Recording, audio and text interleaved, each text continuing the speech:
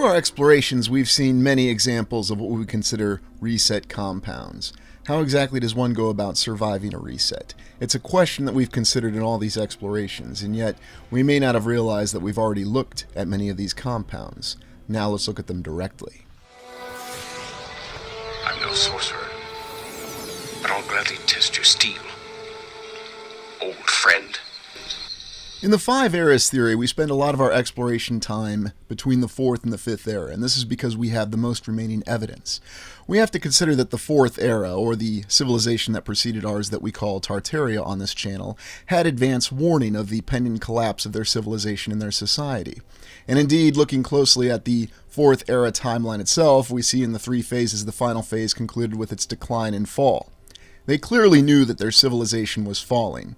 Now, they may not have known the exact details behind it any more than we do, but we have suspicions. It was a conflict, it was some sort of calamity, a disaster, a flood, a deluge, plasma rain, many different theories as we do see these examples across the land. And yet somehow the civilization did know that they were falling, and they no doubt took precautions to try to facilitate the survival of many individuals within their society.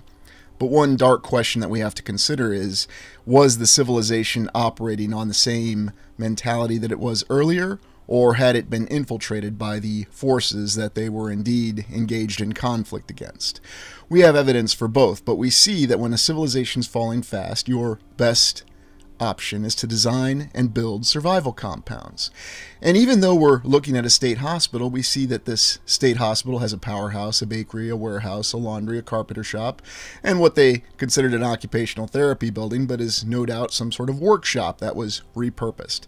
So consider this. While this may be what we see as a hospital, it had all the details needed for a survival compound, a compound that is off the grid, has the capability to sustain human beings, has the ability to generate its own power, has the ability to provide food and sustenance, and yet live off the grid. Now, we don't know exactly what details they were facing with the disaster. It's clear they were aware that their society was about to collapse and they were going to be cut off. And as we've seen in a lot of post-apocalyptic literature, we see that having these compounds, such as the compound in Mad Max 2 or the Road Warrior, as it's known as in the United States, we find many examples of what these compounds are. Elaborate structures that took a lot of effort. Some were clearly built better than others. Now we know what many of these structures would become once the Fifth Era civilization arose. They would be repurposed into many different institutions that we consider asylums. Whether they're asylums for people we're told were mentally ill, soldiers' asylums, orphanages, and even universities, civic centers. They've been repurposed into many different things. But keep the perspective that we're in the Fourth Era and we're actually looking at these structures and the challenge that they faced. It's clear that some were built better than others. Some they had a little bit more time to plan out and put a little bit more effort. And we're certainly not aware of what their actual construction techniques were or how long it would have taken them to actually erect one of these structures. Perhaps they could have done it in a very short amount of time. But we do see a variance in the quality of construction and also the number of buildings. For example, this isolated asylum in Kansas no doubt could have been an effort by the locals at the time, at the end of the Fourth Era, to try to establish some sort of survival building, and that's why we see some that are isolated. Or perhaps the subsidiary buildings were torn down or lost over time.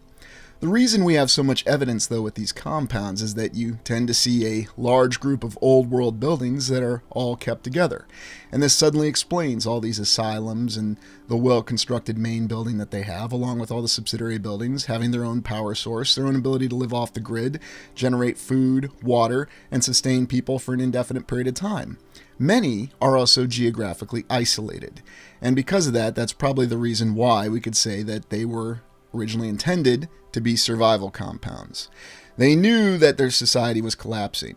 They didn't know exactly what they were facing, though. Was it this adversary that we've posited in other explorations that the Fourth Era civilization was facing? Or did they even know that they were going to face some sort of terrifying natural calamity? Were they aware of some sort of plasma rain, or the very nature of the land changing in ways we can't imagine? Most of our current experiences with our literature always talk about surviving nuclear destruction. But perhaps this society faced something very different. I mean, you could make the argument that a lot of these compounds are not very defensible. But Perhaps they're not defensible from the weapons that we think of. Another disturbing question that we don't often consider is, if direct firearms and firearms are considered the greatest weapons, then why are we allowed to have them so freely? Perhaps there are other sorts of weapons out there that are far more terrifying, far more destructive, and yet at the same time far more controlled in the application of their destructive capability. Think about that with the different types of destruction that we've seen, widespread and yet some very localized. Back to the concept of the reset compounds, though, we still have many of these facilities all over the land, and we have explored them very extensively. Many were initially repurposed to become our lunatic asylums in the 1800s, or the time frame after we believe the reset really occurred. Although we don't know for sure, there seems to be a lot of evidence that there were many of these compounds that were remaining, they were fully intact, and then they already happened to be geographically isolated. So, as they were imposing the plan of conflict, assimilation, and indoctrination for the Fifth Era civilization, these former reset compounds that ironically facilitated survival were now going to be repurposed as concentration camps, as exclusion camps to send people who were not properly assimilating into this new civilization of the Fifth Era. Or in more direct terms, they were not accepting the fact that things had changed and that they had a different knowledge and awareness of a previous civilization. So they were sent to these former survival compounds that were now repurposed as insane asylums, as they were called, eventually changed to the more gentle name of mental hospitals as years went on, but ultimately serving the same purpose. And indeed, we can see that in our recent history, it wasn't until the 1970s, the 1980s, relatively recently, that the original purpose and function of these mental hospitals was finally dropped. And yet you can see with the variance in construction when we look at different mental hospitals, some are more well constructed than others. Others seem to have the same geometric precision on their interiors.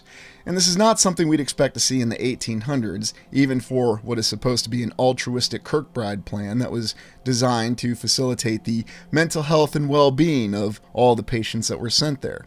And indeed, you might recall when we did our explorations, we found that there was any slew of reasons going down to not liking someone as being an acceptable reason to have someone committed to a mental asylum in the 1800s. But looking at some of the other structures, and now that we consider that these are actually survival compounds and seeing the variance in construction, this suddenly explains this. This explains the fact that we do have this variance in construction. It seems that some were more prioritized and they had a little bit more detail put into the architecture. They also seem to have been more well equipped with some of what we would call antiquitech, or power generation capability. It seemed as though they possessed different aspects of power generation, as though there were redundancies that were factored into these survival compounds. And again, this all makes sense because of the fact that you need these survival compounds to stand up to all sorts of different challenges, all sorts of different considerations. But when you look at them, you can see that they have all the aspects of the hints of technology that we've seen in many of the other old world buildings that we've explored that still remain in the cities. But you really have to consider this aspect that these survival compounds were geographically isolated.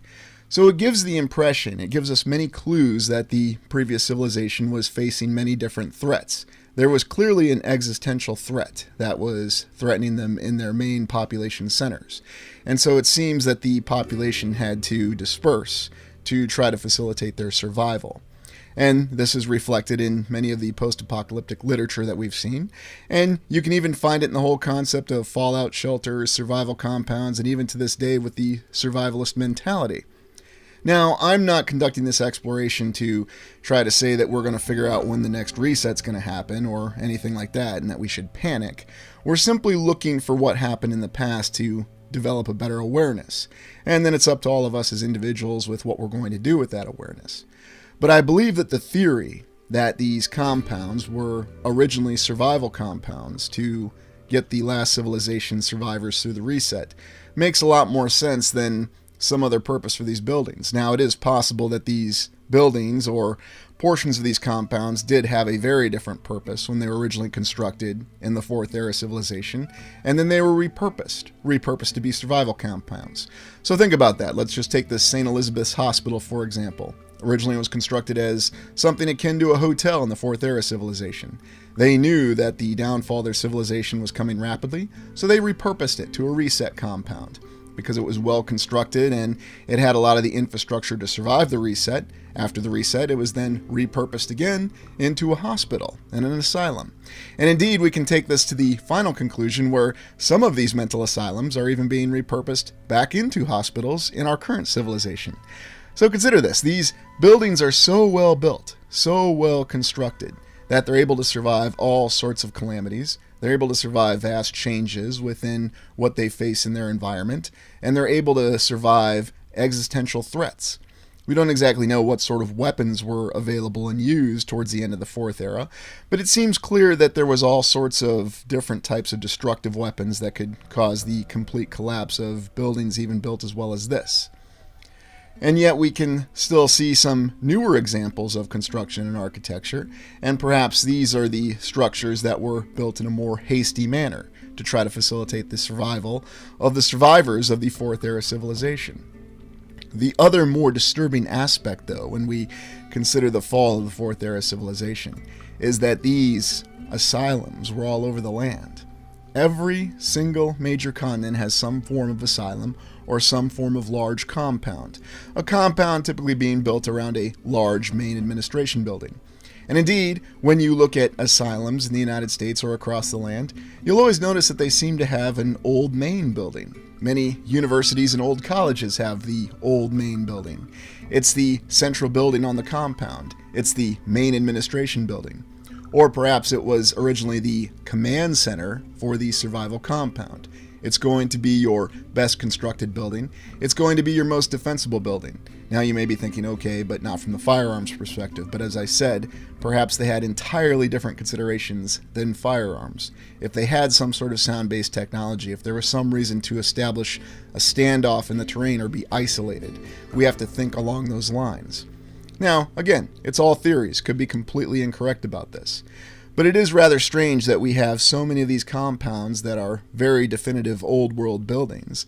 And it's not just the main building, but many of the supporting buildings are also old world buildings. That we have examples of the fact that these are true survival compounds, and that's the way they were originally intended.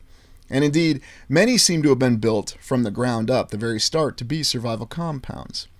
I'm reminded of the entire concept of the vaults in the Fallout universe, and if you've never played the Fallout games, it's a post-apocalyptic, it was originally a PC game from the 1990s, based and inspired on the Mad Max concept, and what we saw was civilization knew they were facing a nuclear war, or their version of a reset, and so their means to survive it included constructing underground vaults. Now on that note, I'm well aware that most of these facilities we're looking at are above ground.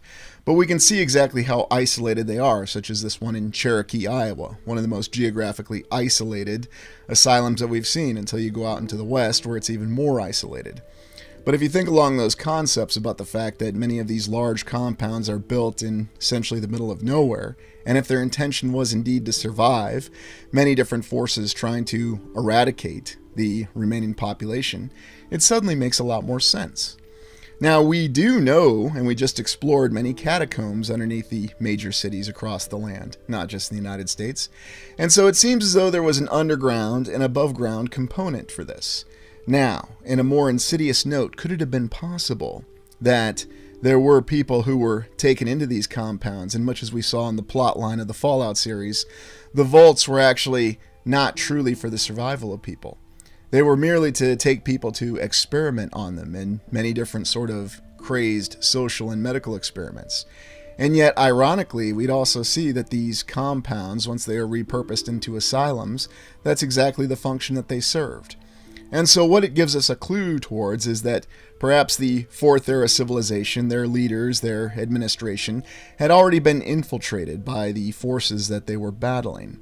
And indeed, we suspect that's the reason for their collapse.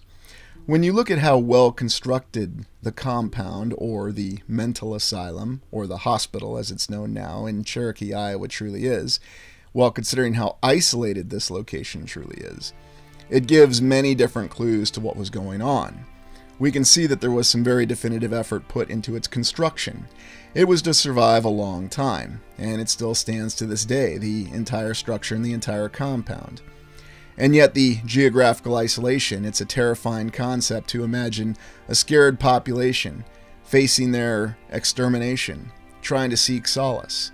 And yet, when we see the many fortresses and many of the hasty efforts that still exist to this day, that we know would do no good against an invading army, because an invading army could simply isolate them and engage in siege warfare and starve out the population. Unless, of course, many of these compounds were well equipped. Many of the fortresses that we see were equipped to survive for an indefinite number of years, or they had the ability to sustain themselves. It points to many different possibilities, and we're going to be exploring exactly what we believe happened towards the end of the Fourth Era civilization, because we do have many clues, as I said, that indicate that they were facing an existential threat. Now, looking at the Independence Hospital in Independence, Iowa, we see probably one of the most finest constructed facilities or survival compounds. And I wanted to zero in on this one because we did actually do an on-site exploration, and it's probably the best example of a reset compound that had a lot of effort put into it. And looking initially, what we're told is that the exterior walls of this facility are constructed of what's called Anamosa limestone. Now consider this. The official history tells us that this was originally built as a mental asylum in Iowa in the 1870s. And there was a vast need for it because the original asylum in Mount Pleasant, Iowa, which is in the southeastern portion of the state, was overcrowded. So somehow they managed to build not just this main administration building, but this entire compound with its own power generation capability and ability to live off the grid. Yes, in the 1870s, we're told, although, of course, the official history will tell us that the subsidiary buildings came later, with this sort of interior on it. Does this really make any sense if they're going to put this kind of effort into an asylum that they have a rapid need for? Or does it make more sense that this was either built from the ground up to be a reset compound, or perhaps this was some sort of wondrous hotel or retreat in the Fourth Era civilization that was repurposed into a reset compound, and then after the reset it was repurposed again into an asylum. Indeed, when you look at many of the images and you see just how well constructed the interior of this building is, having this sort of theory suddenly explains a lot of these conflicting aspects that we see with these mental asylums. And you could apply the same paradigm to universities, civic centers, any sort of compound across the land. There's also the underground aspect. Considering how the underground is facilitated in the Independence Hospital or the Independence Asylum in Iowa, it makes a lot more sense that someone would use this to try to facilitate their survival, that there was some reason that they couldn't be outside or above ground. This compound actually gives you the ability to attend to both. You can be above ground or you can be below ground, and you have the capability to survive whatever threats that you're facing. When you look at the size and immensity of the Independence Asylum in Iowa, it's not just the fact in how well constructed the main building is that strikes you. You also find out just how much territory this is really taking up, how much ground and how much area that they have for this entire compound. And when you visit it in person, you can actually witness just how well constructed it is. Now, I don't know for sure. Was it originally a structure in the Fourth Era that was repurposed to be a reset compound? Or was it something that they put a little bit more time and effort into to construct and make sure that it was going to stand up to whatever threats that it was potentially facing? Perhaps they knew that there was some sort of plasma fire, or dare I say, some sort of sound or energy weapon that was going to be employed, and only a certain type of construction would have been able to stand up to those threats. And yet to this day, when you look at the construction materials, you can see that it matches the fine-tuned construction of the Iowa State Capitol itself. And it was actually built in the exact same time frame according to our official history, and yet it's still standing in total perfection. The structure itself is not eroded in any way, shape, or form. And we're well aware that this far north in Iowa, it faces challenges from the weather every year. And let's not forget about the tornadoes, the difficult winters, and many other aspects. And it still stands and functions to this day as a hospital. But originally we're told that it was a mental hospital in the 1870s. And there are many subsidiary buildings that support this structure. It's not just the main building. So suddenly, this becomes an idea of a civilization that saw what was happening. A terrifying note that they did have some forewarning of what was about to happen. Perhaps they were involved in some sort of conflict that they realized that they were not going to win, And there were still some aspects within their civilization that had good intentions to try to attempt to allow the population to survive. Or, on a darker note, perhaps most of their leadership was already compromised by some sort of internal corruption, and they merely decided to send the people here, and indeed also to the underground survival catacombs, to be experimented on, or worse, just simply killed. Now, you might be asking, why would someone go to all the effort to do this? It seems if you're going to completely destroy and reset a society, one of the best ways to do it would be to completely disorient the population. And one of the things we have to consider that we haven't, because it's frankly not exactly an optimistic consideration, is that the examinations on the population that were done before the reset. That the dark intentions were employed even before the complete collapse of the Fourth Era civilization. There seem to be a lot of indications that many of the main institutions in the infrastructure of the Fourth Era civilization had already been infiltrated and corrupted. Because if they really had the capability to build these buildings, and they really had the concept of unity within their civilization, then they should have been able to fend off this threat. And indeed, we do suspect that they did win the first conflict, and that was in the second phase of the Fourth Era civilization. We call it Tartaria on this channel, but that's just simply a name association. At the end of the day, we don't know exactly what their civilization was called, or even what language they spoke. And maybe they only spoke one primary language. Or maybe they had an entirely different means of communicating that we don't understand. But we still see these structures standing, and they defy our ability to replicate to this day. Now, you'll have some people that argue that, yes, we could achieve building structures like this. Really? Could we? You also need to examine the construction materials when you're on these old asylums, and Independence Hospital in Iowa is one of the best examples, because it's not just the main building, but you have multiple buildings that show more advanced construction techniques that are holding up just perfectly to this day. And on the sidewalk just below where you're walking here is one of the main tunnels that connects the primary administration building to one of the subsidiary buildings. So it's very clear that they put a lot of effort into this structure. And it seems to me that this was something that was built from the ground up as a reset compound. Now, I could be wrong, but the fact that there's so much thought put into the infrastructure, the layout, and the life support capabilities for this particular compound, it does support those conclusions. And it suddenly comes across as a more darker aspect for what's really behind these reset compounds. There's also the example of St. Coletta, one of the channel's very first explorations, and now that I go back and consider that with different eyes and what we've learned in our explorations, I realize that St. Coletta was another reset compound. Perhaps not as well constructed as the one in Independence, Iowa, but it seems to have been designed from the ground up as a reset compound. Because it does have its own power source, it does have its own ability to live off the grid. We're told that it was founded by the Sisters of St. Francis of Assisi, and it was originally supposed to be a school to assist with developmentally challenged children. But we can see when we look at the exploration footage that there are many different structures that show many different construction styles. Now, is it possible that when it was repurposed into a school to support and assist developmentally challenged children that they added a few buildings with the Fifth Era construction capabilities? Absolutely. Does that happen in every single university and every single compound that were originally survival compounds or reset compounds? You better believe it. Because everywhere you look, you can see different forms of construction. You can tell where the old world buildings really are. So these reset compounds serve a multitude of purposes for us now as we conduct these explorations and try to put together the pieces of what we had with our Fourth Era civilization going in the Fifth Era civilization. You have, in a very relatively confined geographical location, examples of different types of buildings. You can see true old world buildings, but then you can also see more of the newer buildings.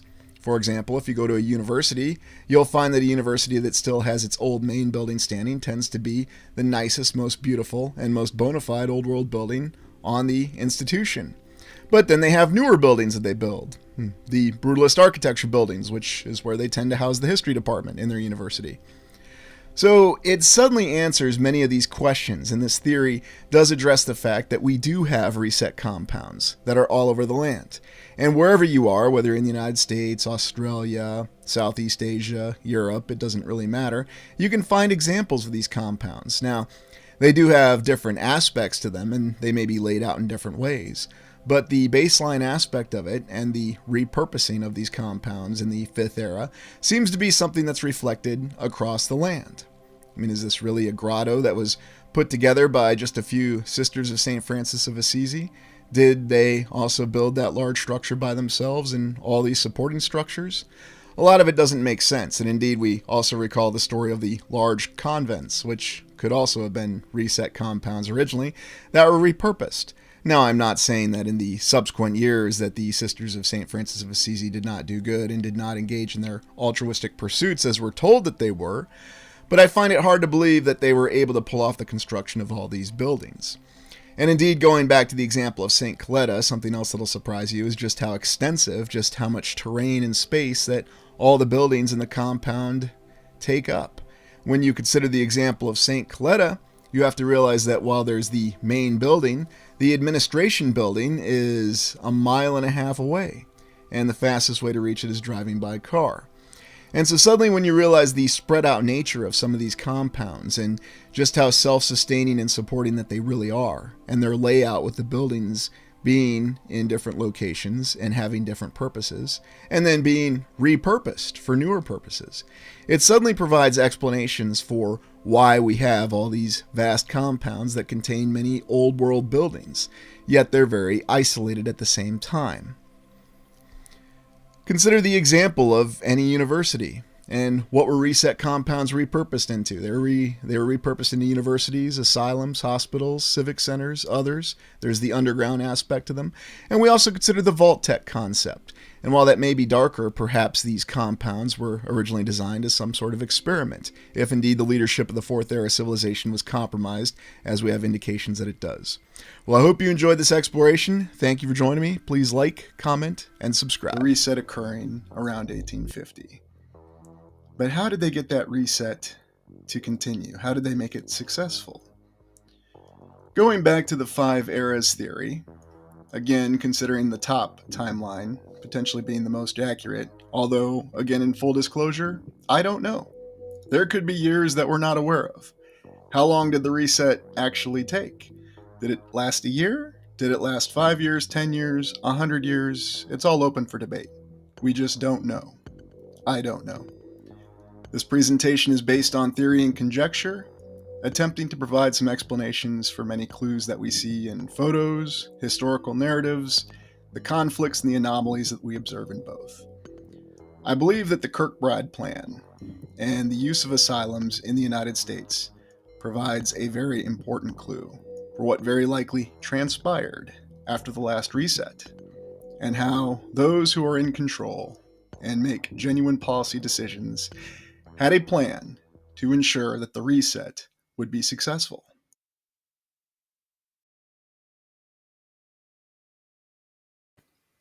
So let's see what the mainstream tells us about the Kirkbride plan. The Kirkbride plan was a system of mental asylum design advocated by American psychiatrist Thomas Story Kirkbride in the mid-19th century. The asylums built in the Kirkbride design, often referred to as Kirkbride buildings, or simply Kirkbrides, were constructed during the mid to late 19th century in the United States, so right in that questionable time frame. The structural features of the hospitals as designated by Kirkbride were contingent on his theories regarding the healing of the mentally ill, in which environment and exposure to natural light and air circulation were crucial. So this sounds very benign, and it sounds very altruistic. The hospitals built according to the Kirkbride plan would adopt various architectural styles, but had in common the bat-wing style floor plan, housing numerous wings that sprawl outward from the center. The first hospital designed under the Kirkbride plan was the Trenton State Hospital in Trenton, New Jersey, constructed in 1948. Throughout the remainder of the 19th century, numerous psychiatric hospitals were designed under the Kirkbride plan across the United States. By the 20th century, popularity of the design had waned, largely due to the economic pressures of maintaining the immense facilities, as well as contestation of Kirkbride's theories amongst the medical community.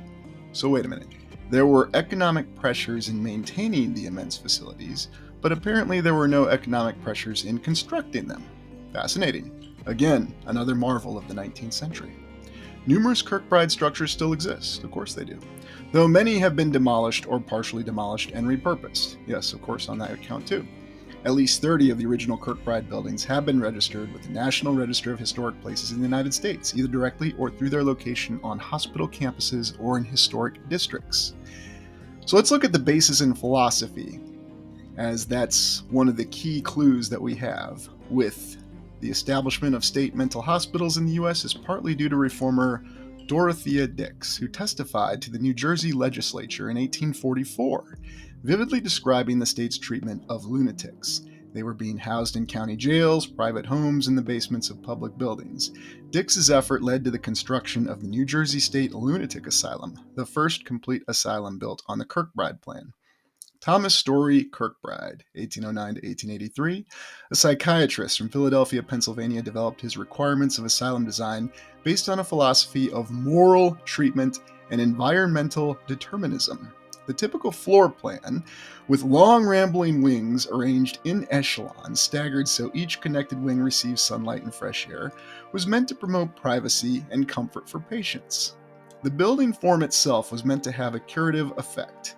Special apparatus for the care of lunacy, whose grounds should be highly improved and tastefully ornamented. The idea of institutionalization was thus central to Kirkbride's plan for effectively treating the insane. So you get an idea of what the summary is, and of course it all sounds very benign, and there's a picture of Mr. Kirkbride right there, or should I say a drawing, as Johnny Depp would say, of Thomas Story Kirkbride, the creator of the Kirkbride plan.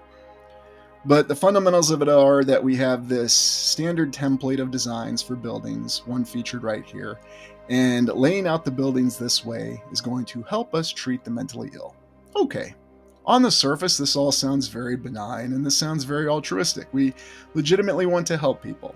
Although we have interesting conflicting accounts of what the state of morality in the 19th century really was, this sounds like it's a good idea. This sounds like it's something there to benefit the people. Well, let's look into it a little further.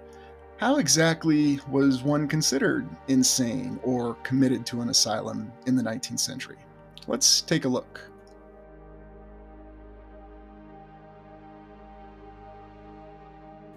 Alright, so let's take a look at reasons for admission to asylums, 1864 to 1889. Intemperance and business trouble, very serious. Kicked in the head by a horse, serious problem then.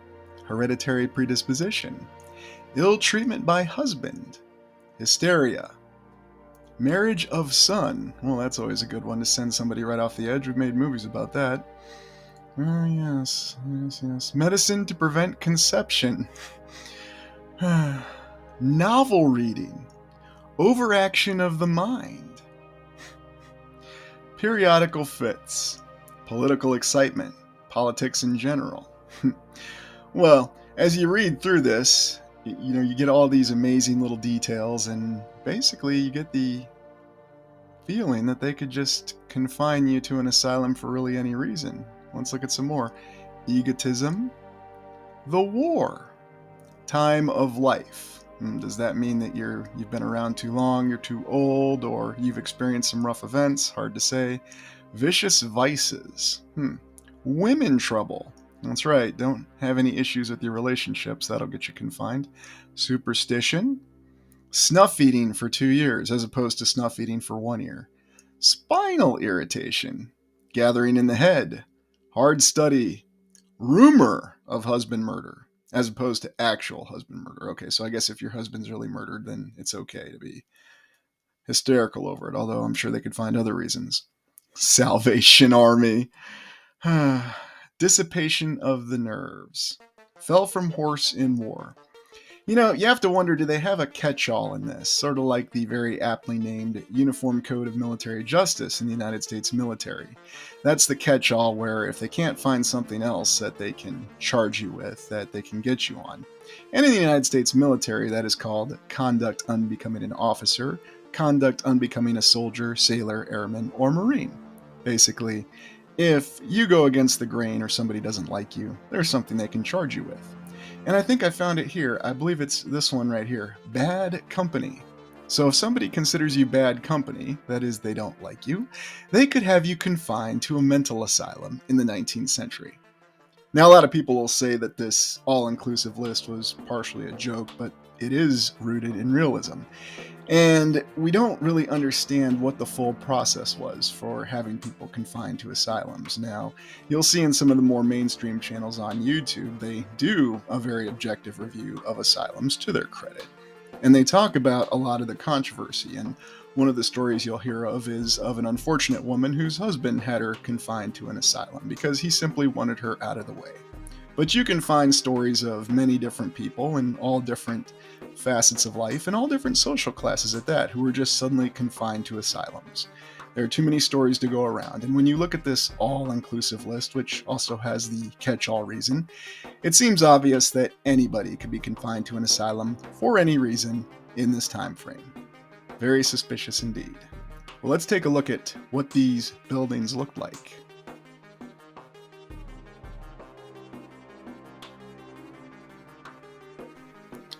So let's begin by looking at the first so-called Kirkbride Asylum, the New Jersey State Lunatic Asylum.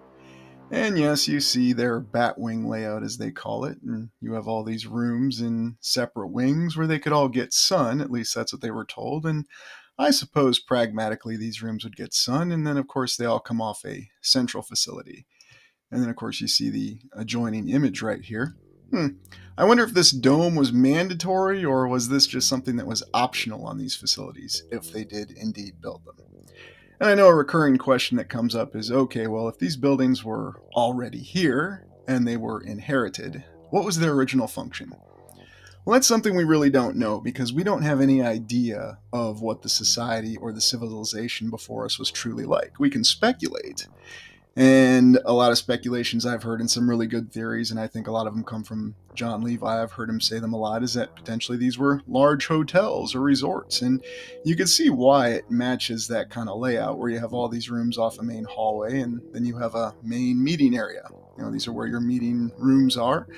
Or perhaps there was some other function. Maybe it was some sort of government building where people came from across the land to meet in more isolated areas where they could get away from everything, and they would stay in these rooms, and then they would meet in the central meeting rooms, and that's where they would discuss local politics. Who knows? It's speculation, but nevertheless it is clear these buildings are laid out the same in some facets, although there are subtle differences, and let's take a look at some more. So this is the Institute of the Pennsylvania Hospital, and supposedly this is the one that Kirkbride made into his first full prototype, after the New Jersey one, of course, in 1859. So they say that it was in existence in 1841, and then they expanded it, and Kirkbride, utilizing his brilliant theories, made this wonderful building. And of course, optional dome is installed.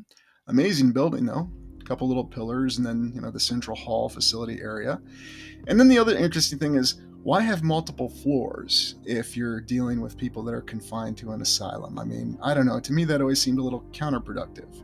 Would it make more sense if this was a hotel or an administration building? Yes. Does it make less sense to me if it's an asylum to try to help people that are unstable? It makes a lot less sense in that case. I also included this interior photo so you can just see how amazing this building was on the inside. And look at this architecture here. Again, you have amazing arches and just beauty and serenity, and of course that goes in line with the stated purpose of it. Well, we need to make these buildings really nice for these people that we send there. But remember, they need to get lots of sunlight. It's good for them.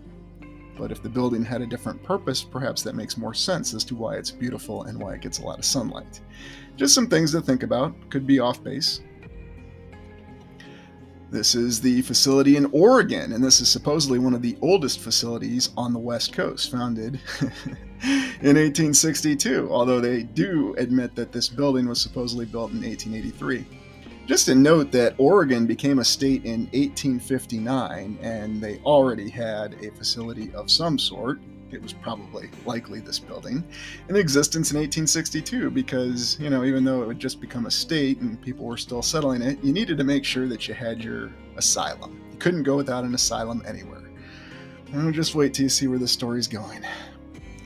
Taunton State Hospital in Massachusetts, 1854. Now, this is the old admin building, and this is no longer standing. This is allegedly a photo from the 1980s, although who knows for sure. Amazing, beautiful dome on it, and look at the big window there. It's just remarkable. I mean, all this effort and all this detail for a mental asylum in 1854, or whenever they would say they actually built it. And what do we have here? Looks like this could be some sort of power source potentially, or were they just putting a really nice tall device on the top of it for decorative purposes? Maybe that was to help people as they were walking around outside. Hey, look at the tall tower. It's really pretty. It relaxes me. You do have to wonder when you look at all these buildings. I don't know. I mean, it is beautiful. Not going to deny that. St. Elizabeth Hospital opened in 1855 under the name Government Hospital for the Insane. And this is supposedly in the Washington, D.C. area, I believe. And this has more of a castle layout to the top of it. Although you do see the familiar layout with the central facility and then, of course, the wings going off from it that do have the exposure to sunlight. But again, that just seems to be a little bit too convenient in terms of the purpose being to allow the patients to recover because, well, let's just say there's a lot of derogatory information and accounts that are associated with mental asylums, and not just in the United States. And as I mentioned that, you might be asking, well, why is the focus on the United States? Why was the Kirkbride plan in the United States? Because it seems clear that the plan for how they were going to divide the land, with dividing and designating the nations, involved setting up the United States as eventually being the one and only hyper-military power in the world. Yes, it seems as though that was set up even back in this time, where you had people that settled from all different lands, they were bought in the United States, but the narrative that they were trying to spin at that time involved people coming there and having to accept the fact that they would see these large, amazing, beautiful buildings where there shouldn't be any, in a story that they were told in a land that was not settled and not developed in any way, shape, or form. And yet, just seeing these photos, you get a different story. So you have to wonder if that all fell into the original purpose for the Kirkbride plan, conditioning the population to think what they are supposed to think. Kalamazoo Regional Psychiatric Hospital officially opened on 29 August 1859. This is in Michigan. And here we have more of a brick building. Nice tower. Not exactly sure what this is, if this is a different tower. You got a bit of a mix of a castle with the old manor look, as I like to call it, from the 19th century. But again, very beautiful building, lots of detail with the brick and interesting designs on it. Who knows when it was originally built or what its original purpose was. Again, multiple floors. So looking at a couple different ones, and I've tried to select ones that I haven't seen on other channels or I haven't seen featured on anything with mental asylums, just to give you a fresh perspective. Bryce Hospital opened in 1861 in Tuscaloosa, Alabama. So look at this beautiful building, and of course we might say, well, this at least looks like it should be something in traditional Southern format, but interesting that they opened this up in 1861, right at the start of the Civil War, and Alabama, as we know the official history tells us, is one of the Confederate states. So did they just continue to operate this and continue abiding by the Kirkbride plan, or did they care about the war and was it used for war purposes? Well, I really couldn't find anything on the history on it, but look at that. It does include the optional dome with the beautiful windows. So, it's just like the same huge tower that I saw on the Soldiers Asylum in Milwaukee at the old Soldiers Home. You need to have this big tower where you can walk up to the top of and look out at the windows and get this amazing panoramic view. Because that's something else that will apparently help people who are mentally ill, right? Wait a minute. View at State Hospital, Cherokee, Iowa? What? Look at this. Look at the tower on this. What a beautiful building this is. You have the fairy tale turrets, and this is unbelievable. And the reason I say this is Cherokee, Iowa is isolated. Even to this day, I hate to say it, but it's not in a densely populated area. You could say it's in the middle of nowhere in BFI. Anyway. I mean, just to show you exactly where it is, okay? This is western Iowa. The nearest cities are Sioux City, Sioux Falls, and Mankato. Mankato was featured a lot in Little House on the Prairie. But this is nowhere near Des Moines. This is nowhere near the large cities. I mean, this is a really isolated section of Iowa. There is not a dense population here. I mean, how far away did they have to get? We need to look more into this Cherokee Hospital in Iowa. What's this look like? Is this still there today? So let's explore this facility, the Cherokee Mental Health Institute, and you can see where it's marked, and the closest major city is Sioux City, which is probably at least 40 miles away, if not more. I mean, it's just shocking. You're really here in the middle of nowhere, Iowa. Well, let's get a look, and let's transition to our aerial imagery. Nice little town, and oh yes, there it is, that same layout. Now, supposedly this one was built in 1902, and it was the last of the major asylums constructed in Iowa, but we'll get to that story when we do. For right now, let's take a look at this. I mean, wow. This thing is huge, and it's just in a small Iowa town in the middle of nowhere, and it just stands out. Let's see, can we drop the man? Looks like we can. Wow. It's still there.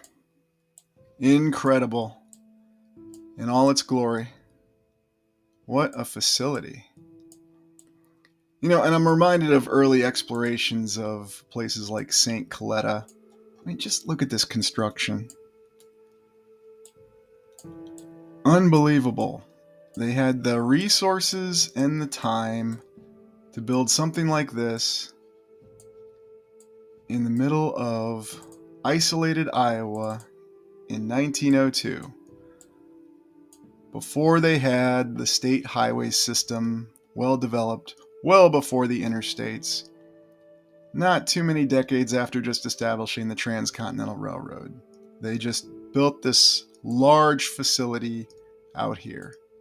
This just defies explanation. It looks like the once beautiful tower that they had on it's been removed. That probably stood out a little bit too much as imposing questions when people saw that. How far does this really go anyway? Is there another building back here? Oh, yes, there is. Looks like it's obscured, but another brick building and another part of the compound. You know, it's just like St. Coletta. It just keeps going and going and going. You have to wonder how many people were really, I'll just go ahead and use the term, interred here. And another brick building. How much capacity did these things need? How many people did they have here? I mean, they tell us, you know, the largest ones took maybe 1,000, but you could see it was a capacity for so much more. It just defies explanation.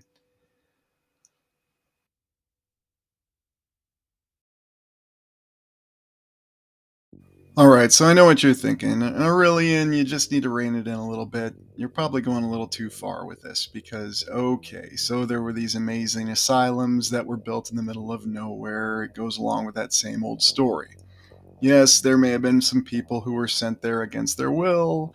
You know, we occasionally falsely convict someone and send them to prison wrongfully. It happens. We know about it. But why do we have such a negative connotation with asylums?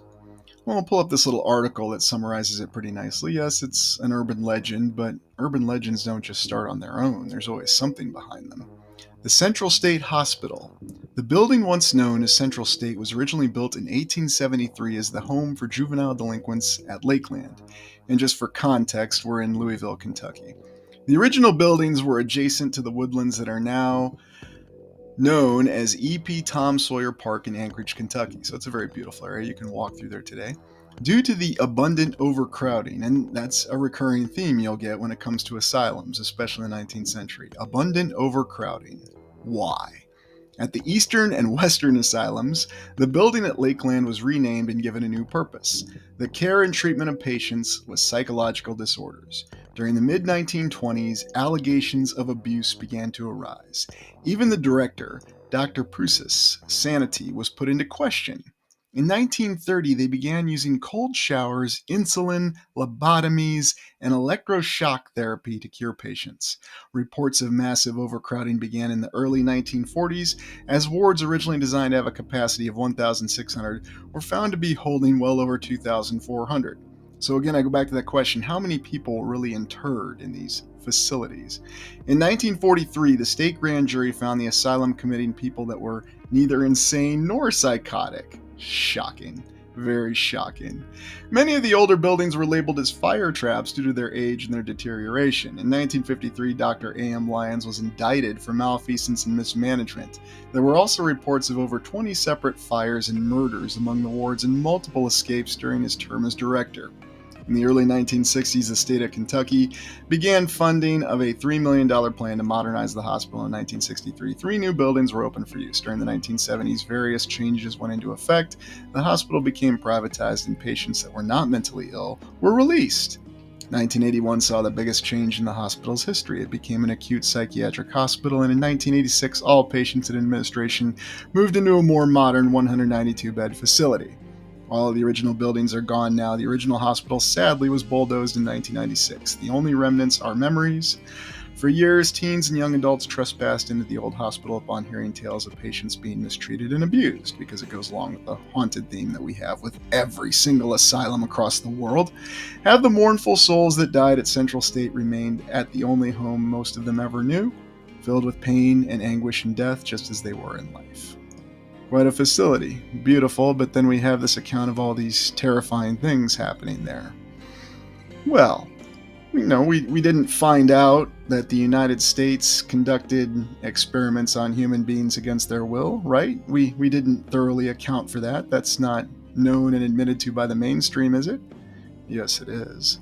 Well, let's take a look at Iowa, since we want to go to the bottom of that Cherokee facility. I mean, this is just Louisville and Kentucky. Maybe this was just one facility that had something like this happen at it. It was an isolated incident, right? Well, let's look at this little account for all these facilities in Iowa, and there's 5 that they point out. And the first one they talk about is the Poor Farm, the Johnson County Poor Farm, built in 1855. And really what they say is that hard work and fresh air. So they put people to work. Often the very poorest citizens were also residents of these establishments.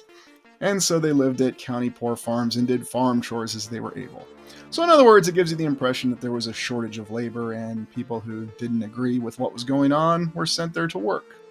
And then you get some of the other facilities in Iowa. Look at this one, Independence State Hospital. Remember, this is a state with a minimal population that during the Civil War sent over 10% of its entire population to fight in the U.S. Civil War, or the War of the Rebellion as they called it.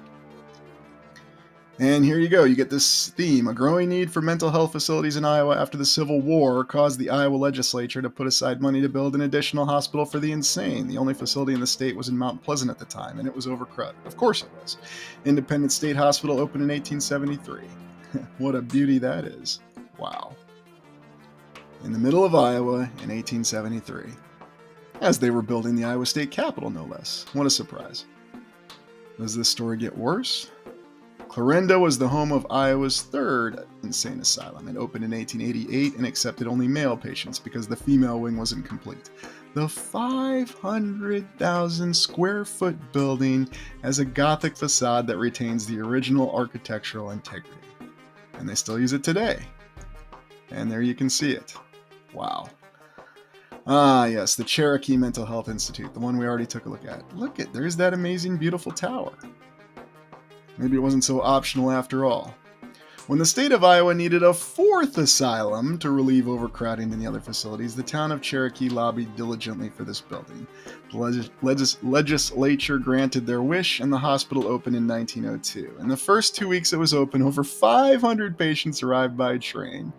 At its peak, there were more than 1,000 patients living there. We have to wonder, is that all that was living there, given that immense amount of space? This was a working farm, and residents helped to produce the food they needed. Chickens, horses, cattle, pigs, sheep, and a large garden. Sustain itself. So we see this recurring theme that these facilities were isolated, they were off the grid, and it's the same story for asylums across the United States, and whatever they called them, whether they were asylums for the mentally ill, asylums for soldiers, asylums for children. We had asylums for everything, it seems.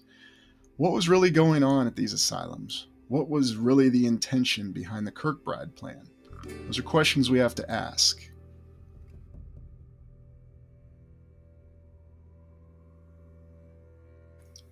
So what can we say in conclusion about the Kirkbride plan?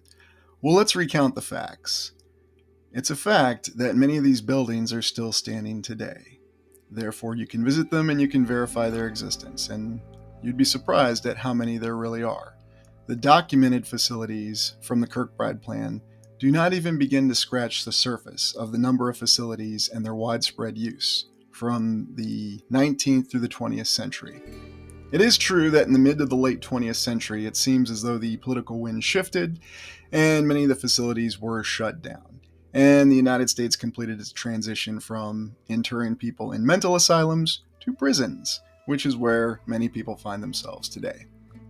Those are all facts. It's also a fact that there is a very colored history with many of the facilities of the Kirkbride plan. They were not so benign and benevolent as their intention was. There are many reports and accounts of the patients suffering. And then we also have to wonder, were these internment camps blended over to extermination camps? Because the line from internment camp to extermination camp is non-existent at best. How many people were really interred in these locations? How many people died there, and how many people suffered there? Those are important questions. But finally, what do I think are the theorized goals of the actual Kirkbride plan? What were the real goals of it?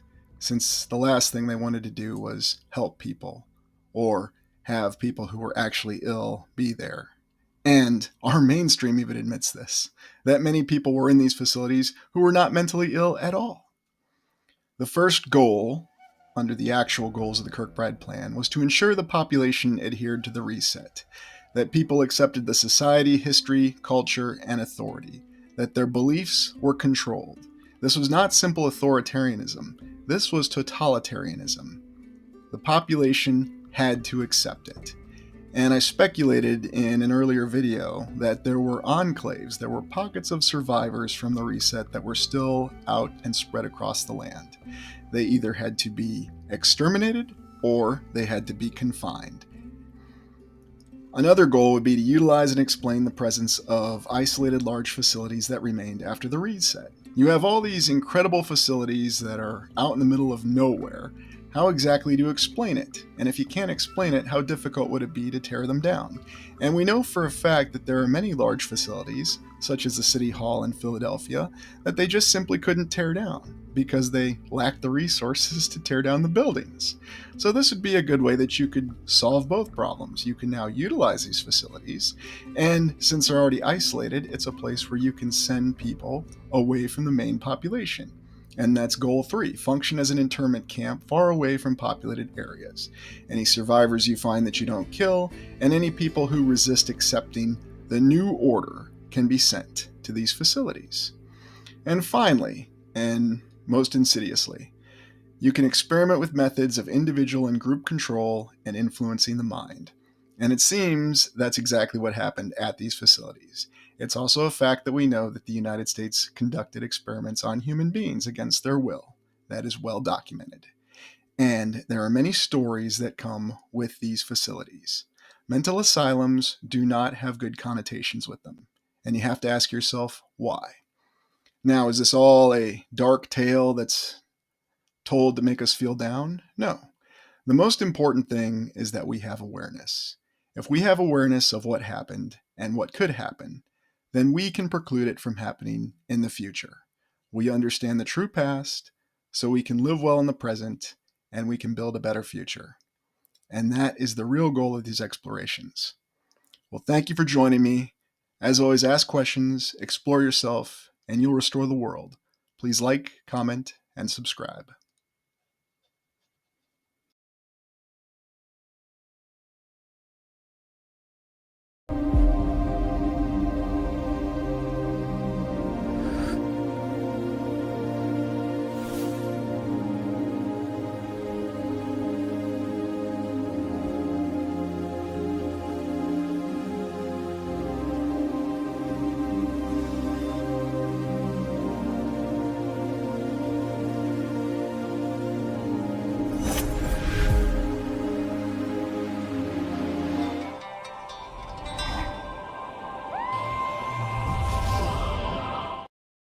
Greetings, everyone, and welcome to the second weekly live stream for the Rescue to Orbis channel this week. I am your host, Lucius Aurelian, And thank you for joining me as we explore the ugly truth behind the greatest 20th century cover ups. So, first and foremost, I'd like to extend a greeting to all viewers, prime explorers, and all others joining us. What are we really going to talk about in this exploration? We're going to examine what a difference is between a cover up and a conspiracy. And we're going to talk about why we had so many cover ups in the 20th century. And I'm delighted to see everyone, and thank you for joining me for a second live stream. I thought I might be pushing it with 2 in a week, but it's summer, so why not? So, first and foremost, let's cover that elephant in the room. And what are we looking at in this particular image? This is an image of the Bronx, New York City, in 1900. At least that's what the archive says. Now, is it correct? I don't know for sure. It looks like it's 1900. But we notice we have the usual discrepancies with the image. We see a very wide roadway for just a few horses and buggies. Now, perhaps we can assume that there are many busy times during the day and we simply didn't catch it during rush hour. But I always find it interesting when we have these images that show us as though they knew or were prepared for the rapid growth that cities were going to incur in the 20th century. Although keep in mind, we had a 1,000% population growth in the United States as an entire nation from 1800 to 1900. And maybe you just want to accept the fact that immigration can explain it all. And maybe it does, without question, right? So what's the difference between a cover-up and a conspiracy? A cover-up is defined as an attempt to prevent people's discovering the truth about a serious mistake or crime. So notice that, a mistake or crime. It can be legal or illegal. And of course, the definition of what's legal and illegal seems to flip-flop quite frequently. I can't imagine why, and naturally the interpretation of it. And what's a conspiracy? A conspiracy is defined as a secret plan by a group to do something unlawful or harmful. So once again, we have something that may be legal but harmful, which is still a conspiracy. And remember, we do acknowledge that conspiracies exist. The mainstream acknowledges that conspiracies exist, although the only people, according to the mainstream, that can tell you what a legitimate conspiracy is, as opposed to just a conspiracy theory, which is just that, a theory, are certified scientists and historians. And remember, that's not journalists, even though journalists spout conspiracies at us all the time from all sectors of the political spectrum.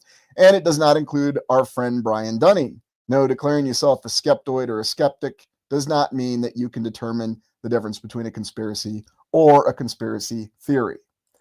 So now that we got that out of the way to start this little exploration, remember that we're going to be looking at the cover-ups that occurred in the 20th century. Now, was there a predefined plan to do these cover-ups, or was somebody just reacting? Oh, good one there from Basil. Can anyone name a historian?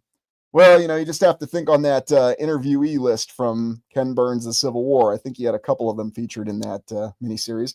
I am certainly no longer a historian. I am not a card-carrying historian, and I am not a certified historian. So no, I am not certified, according to the mainstream, to tell you the difference between a conspiracy or a conspiracy theorist. I'm just some guy on YouTube. So just keep that in mind. I am not presenting false credentials. Yes, you know my personal history, but, anyways.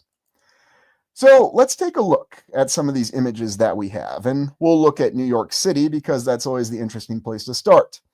And whether we're looking at Columbia University or something else, we always find that there are incredible edifices, wondrous structures that were around in New York City at the start of the 20th century or the 1900s, meaning that all these impressive structures were built in the 1800s. Love the pattern over here. Just incredible. I always ask that question. Why don't we build things like this today? And we'll get our usual slew of answers. We're just not inclined to for a variety of reasons. And then that New York City skyline. Now, granted, this is a picture from 1941, but again, it gives you that impressive idea of how New York City looked. And this is at the start of World War II, at least the United States entry into World War II in that particular year, although it had already been going on for several years, depending where you were in the land or wherever. But interesting structures. And yet, looking at these structures, they all have that mentality of the old, beautiful movement to it. And yes, we're going to be discussing the City Beautiful movement, something that cropped up as a result of the World's Fair in Chicago, the Columbian Exposition in the 1890s, which set the stage for the 1900s of the 20th century, which is one of the things that we're really exploring in depth. Ah, yes, the old-timer structural worker stated to be working on the Empire State Building here. And that's why the Empire State Building had so many more stories than the nearby Chrysler Building. I always love these images. And they say they really weren't concerned about safety, although you'll find plenty of newspaper clippings from the 1800s and even early 1900s that talk about safety. But, everyone was just trying to save a buck. I mean, just think about this. One wrong move, and this poor guy is doing a Wile E. Coyote all the way down to Broadway. Okay, that's a joke. It's a bad joke. But, I know what you're going to say. Empire State Building's not there. No, it just sounded good. But you think about this, and think about an individual doing this kind of labor and this kind of effort, and what the timeline is for the construction of the Empire State Building. Now, again, it's just a photograph. There are some people who try to say, we have video footage of the construction of the Empire State Building. Yes. Do we have video footage that captures every single second of the construction of the Empire State Building? Question 1. And then question 2, why do we have this odd period in history in the early 20th century where it seemed like we still had the capability to build these wondrous structures? The problem of Art Deco. And maybe there's a couple theories to address that. Is it possible that there were still individuals or still those who had the capability to build the wonderful old world structures? And there needed to be a little bit of a, how shall we say, bridging period from after the last reset when that occurred to the modern times. Because we all know beyond any shadow of a doubt that after World War II, at least in the United States, there were no more of these incredible structures that were being built. Oh, good comment there from Ubu. Is that an Acme building? Yeah, sure. Why not? Hey, Sooner West. Good to see you. Thanks for joining us. And so moving on, we also have our incredible Penn Station. And this was also part of this early effort in the early 1900s to show this city beautiful movement. And we have nothing like Penn Station now. And, looking at the interior, we're not going to do that now because that's a whole other exploration. But it has been covered by other explorers such as John Levi, and he's looked at the interior of it and how incredibly colossal it is on the inside and the out. And you can see what's typically attributed to the City Beautiful movement, and that is the neoclassical or the Beaux Arts architecture, as they tended to classify it. Or you could just say it kind of looks Roman and ancient Greek, and that's what we have. And then other images of early New York City, always surprising us with some of the capacity and capability with some of the structures, not always necessarily conforming to our expectations of what we'd really expect to see from a population that we always say is a horse and buggy people. We're going to take a look, though, at the exact advent timeline of heavy machinery and really try to deconflict that with what we're being informed is going on. Because as we understand it, many of these structures were completed during a time when there was no heavy machinery available. And there you have it. So, torn down the Waldorf Astoria pretty quickly. Yeah, right, Sean. And that's where they parked the Empire State Building. They had to tear down that Waldorf Astoria as fast as they could. Such be life. Oh, Jamie says it real nicely there. It's only a model. Yes, it does seem to only be a model.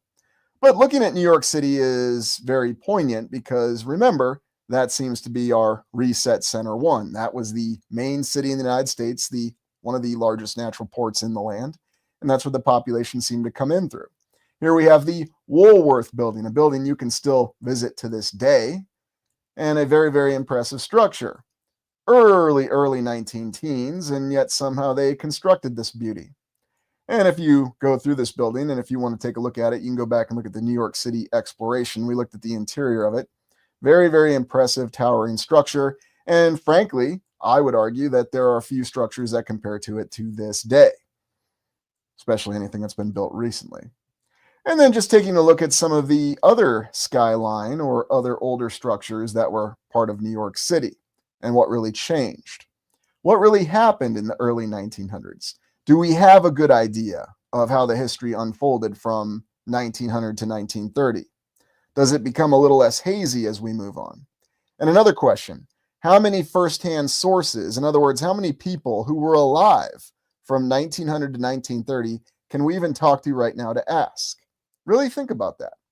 Because yes, I know I get it in the comments all the time. I overheard my grandma talking about how she hung out with my great-grandfather while he was personally building all these buildings. Okay. Sure, maybe you heard something, but that's why I really have to question it. And that is why the Art Deco component of all these structures is very questionable.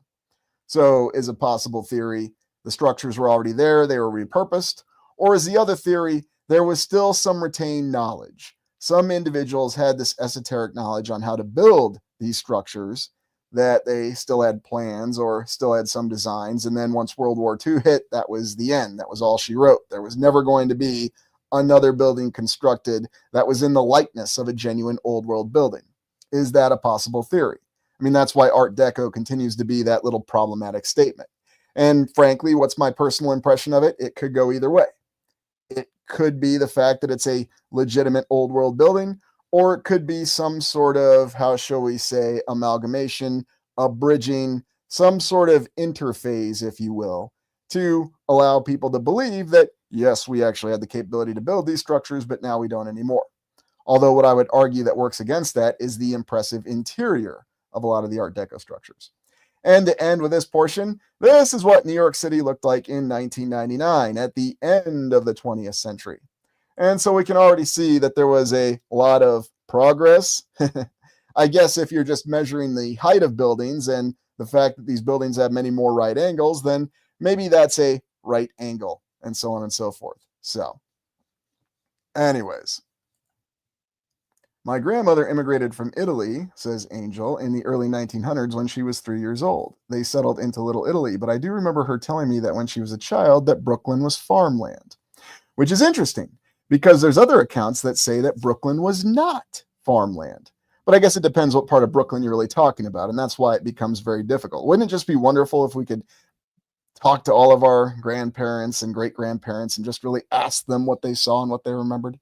So on RB here with the other portion of the theory, a lot of humans are reset too, blank canvases to program thoughts. Absolutely, RB. And I was watching Videodrome very recently, where good old director David Cronenberg, wonderful Canadian director, you could say he's the John Carpenter of Canada, or you could say John Carpenter is the David Cronenberg of the United States. I mean, David Cronenberg was born first.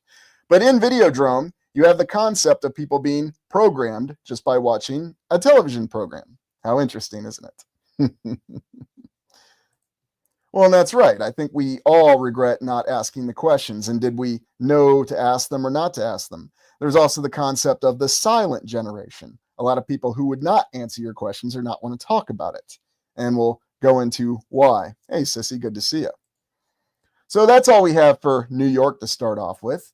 But let's take a look at where we advanced in the 20th century. What developments did we really have? Because that's something that comes up in a lot of our explorations. What kind of advances did we have, and how do we reconcile that with what really happened?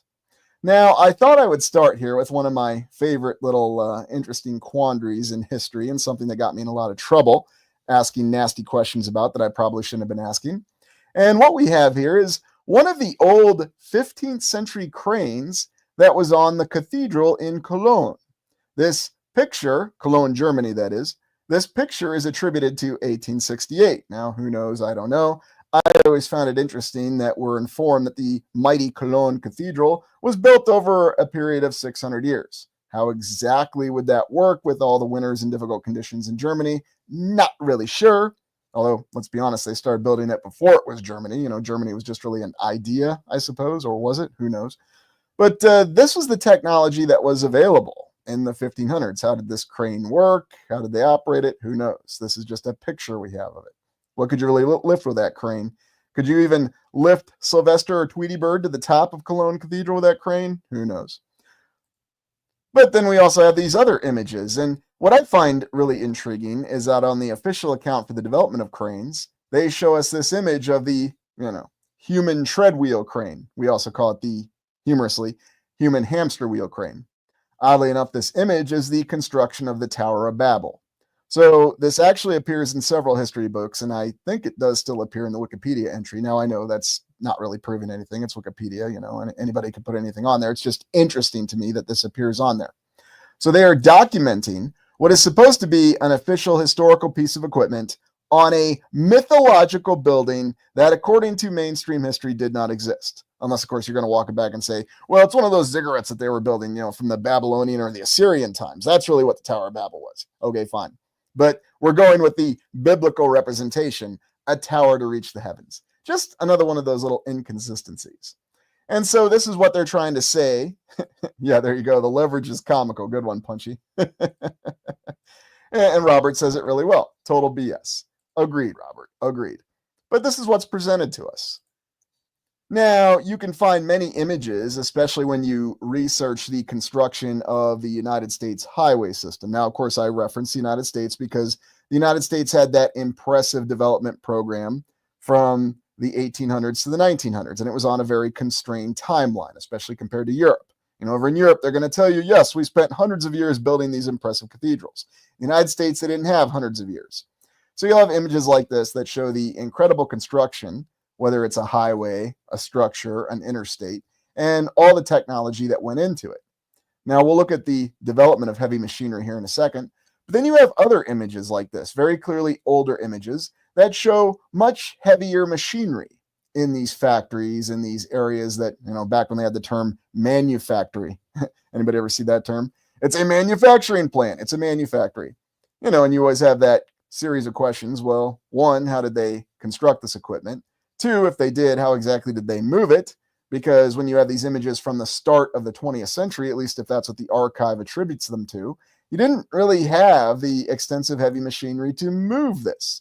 You can always just say, well, they had trains. They could do everything with trains. Okay, well, if trains were good enough, then why bother with a highway system? Well, because Henry Ford invented the Model T and they needed to have something to drive it on, right? And by the way, remember that the Model T was fielded and sold before the official development of the U.S. highway system. What are the odds, right? And here we have President Eisenhower's, this was when he was Lieutenant Colonel Eisenhower after World War I in 1919, when he tested the practicality of running a U.S. Army convoy with the most advanced vehicles available at the time across the country, going from east to west coast. If memory serves, I think they ended up in San Francisco, about 3,500 miles. And this was before the development of the highway system in the United States. And it took them 2 months to make this very difficult and arduous journey. There was washed out areas of the road. There was infrastructure that wasn't in existence. There were bridges that were missing. There were all kinds of problems. And again, according to the official history, this is what prompted President Eisenhower, once he was elected to the presidency, again, after his experiences in Germany, seeing the Autobahn, to make sure that the United States had an interstate system. Although after this, in the next decade, in the 1920s, the United States passed the Highway Act, and that's when many of the numbered highways in the United States were built prior to the interstate system. But all very interesting to think about this. This is after World War I. And remember, the United States rapidly built a very large army in World War I, rapidly fielded it, and deployed it to Europe in an expeditionary capacity. And remember, while the achievements of the nations in World War I fighting, they were fighting in their own backyard.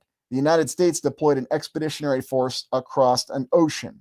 But yet, after that conflict, it did not have an improved road network system across the continental United States. I find that very interesting. And you can see those maps on what the original interstate system was. Now, you may recall, at least channel members in the distant past, we did an exploration on interstates and what they're really designed to do. You move fast and you keep on driving. And it's very interesting where interstates go and where they don't go. For example, I-90 does not actually go into Rochester, Minnesota. It goes to the south of it. But it does go right past Austin, Minnesota, where the Hormel plant is, and it has 7 exits there. There's only 2 exits to Rochester. You may recall that Rochester, Minnesota is the location of the Mayo Clinic, the finest medical facility in the entire land. But there's only 2 exits off of I-90 to it, whereas there's 7 exits to get to the Hormel plant in Austin, Minnesota. Just interesting. So what does the interstate system do? Well, basically it allows you to bypass all the old world sites driving at 80 miles per hour. In fact, even more comical, if you're on I-94 before you branch off to I-90 in Wisconsin, you'll go right past this area called Castle Rock, where there's this incredible buildup of rock, and you'll be driving past it doing 70 or 80 miles per hour, and you won't see it. You might see it for 10 seconds, blink, and you'll miss it. It's just interesting how that all works out. But why develop the interstate system? You had the trains, right? Well, you needed to develop this impressive interstate system. You needed to have the ability to rapidly defend the United States from foreign invasion. Although the other explanation for it was the United States was fielding its intercontinental ballistic missiles, and that was the whole reason they built I-70. So you get many different reasons for why this impressive interstate system was rapidly constructed and what it takes to maintain it. Now, back on the note of wondrous technological developments. Here's a good one from Clara. Thank you for this comment, by the way, Clara. There were no Autobahns in Eastern Germany. Hitler built them out of concrete segments. I'm thinking of the A9 to Salzburg. Very, very interesting, too, that Eastern Germany didn't have Autobahns. And that's a good point. Thank you for sharing that. So, again, it's one of those things that causes us to question because it doesn't seem to match up what our understanding is. But who knows what really happened. So, Dwayne with a good comment here. Is Hormel better with mayo? It depends. I mean, back in the 90s, I enjoyed some Hormel products, but, it's a matter of taste. Now, the other major technological development in the 20th century, aerospace engineering. The SR-71 Blackbird, considered by many to this day to be the pinnacle of aerial achievements. Although I guess unless you watch Top Gun 2 and you see the SR-72. Although, have we really gone further than the SR-71, or is it just a matter of fantasy? Who knows? Who's to say? But I remember even in the 1980s, 20 years after this plane was developed and fielded, it was still considered a technological marvel in the 1980s, 20 years later. Very, very fascinating. Now, you can look at the images of the construction of the interstates and the highway system, and one of the big political controversies, or one of the other effects of developing the interstate system, is how many inner city areas were just simply destroyed. And, of course, these inner city areas fortuitously happen to consist of many old world structures. They also happen to be the residence of many people who had moved into those cities. And, of course, modern critics tell us that there are particular people that seem to be targeted in these areas. Now, I'm not going to discuss that in this exploration. You could say it's a coincidence, but it's very, very interesting when you see which political party was stated to be in power and what their aims were and why they did this. It also conforms or corresponds with the urban renewal projects in the United States of the 1950s and then especially the 1960s. So, again, you have things that are happening that don't seem to be commensurate with the stated goals. Now, I know what you're saying. Political parties doing things that they say that aren't part of their goals is just a part of good politics. And yes, that would be technically correct. Now, let's not forget the wondrous Concorde, the incredible jet passenger plane that would allow you to go from New York City to Paris or London in a very short amount of time. Certainly not the 6 to 8 hours that it takes now, depending on what flight line you take and how many stops you have to make. Yes, why was it we didn't want to continue flying around the land at rapid speeds? Well, it wasn't considered practical, and it was also stated to be very loud. I guess people who live by airports are not used to very loud noises, and that's the official reason given for not continuing on with the use of the Concorde, or supersonic travel. By the way, where's that hypersonic plane we've been promised all this time? Well, I guess they just haven't gotten around to it. Maybe, some well-to-do billionaire or some individual will come up with a concept and make it practical. Just not today. All right, now the moment you've been waiting for. The history of heavy equipment. The official history. And what do they tell us about the development of heavy equipment and why is it so pertinent? Because as we understand it, most of the heavy equipment that we used to build our incredible structures in a very short amount of time, especially in the United States, were developed and fielded in the early 1900s. And here in the late 1800s, you see this little steam railway digger that we have. The second industrial revolution in the United States ramped up use of machines across the country. But it was 1886. So well after the construction of all those impressive state capitals that we've looked at, to include the Iowa State Capitol, building number 1 on this channel, but many others. And what's stated to be the first heavy machinery? It's actually a combine harvester, so working in the farm fields. The steam engine tractor was 4 years later in 1890. Although you may recall when we did the railroad exploration, we have conflicting accounts that there were other steam-driven vehicles that were available before then, but obviously not heavy machinery. And as someone tried to tell me in the comments, there's no way Custer could have had steam-driven tractors to run his lines of logistics. It would have gone all the way back to Washington, D.C. because of all the fuel he would needed for the steam engine. I don't know. It was just kind of funny comment, someone who was knee-jerk reacting, but whatever. Not to be outdone, John Froelich invented the gas-powered tractor soon after that in 1892. So again, these were the incipients of heavy equipment. It wasn't practical prior to 1892 is what I'm taking from this.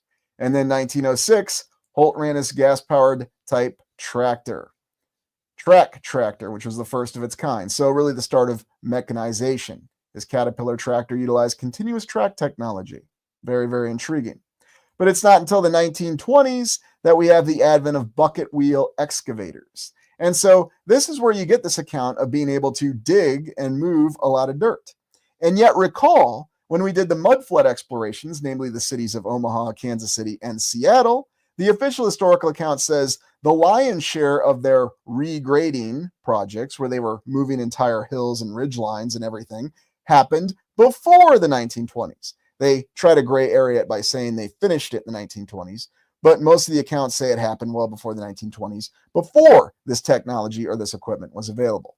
And then, of course, as you move on, 1930s, 1950s, 1970s, you see what we tend to see with all of our highway construction or renovation these days, and that's the large mobile cranes, which most certainly were not available in the early 1900s.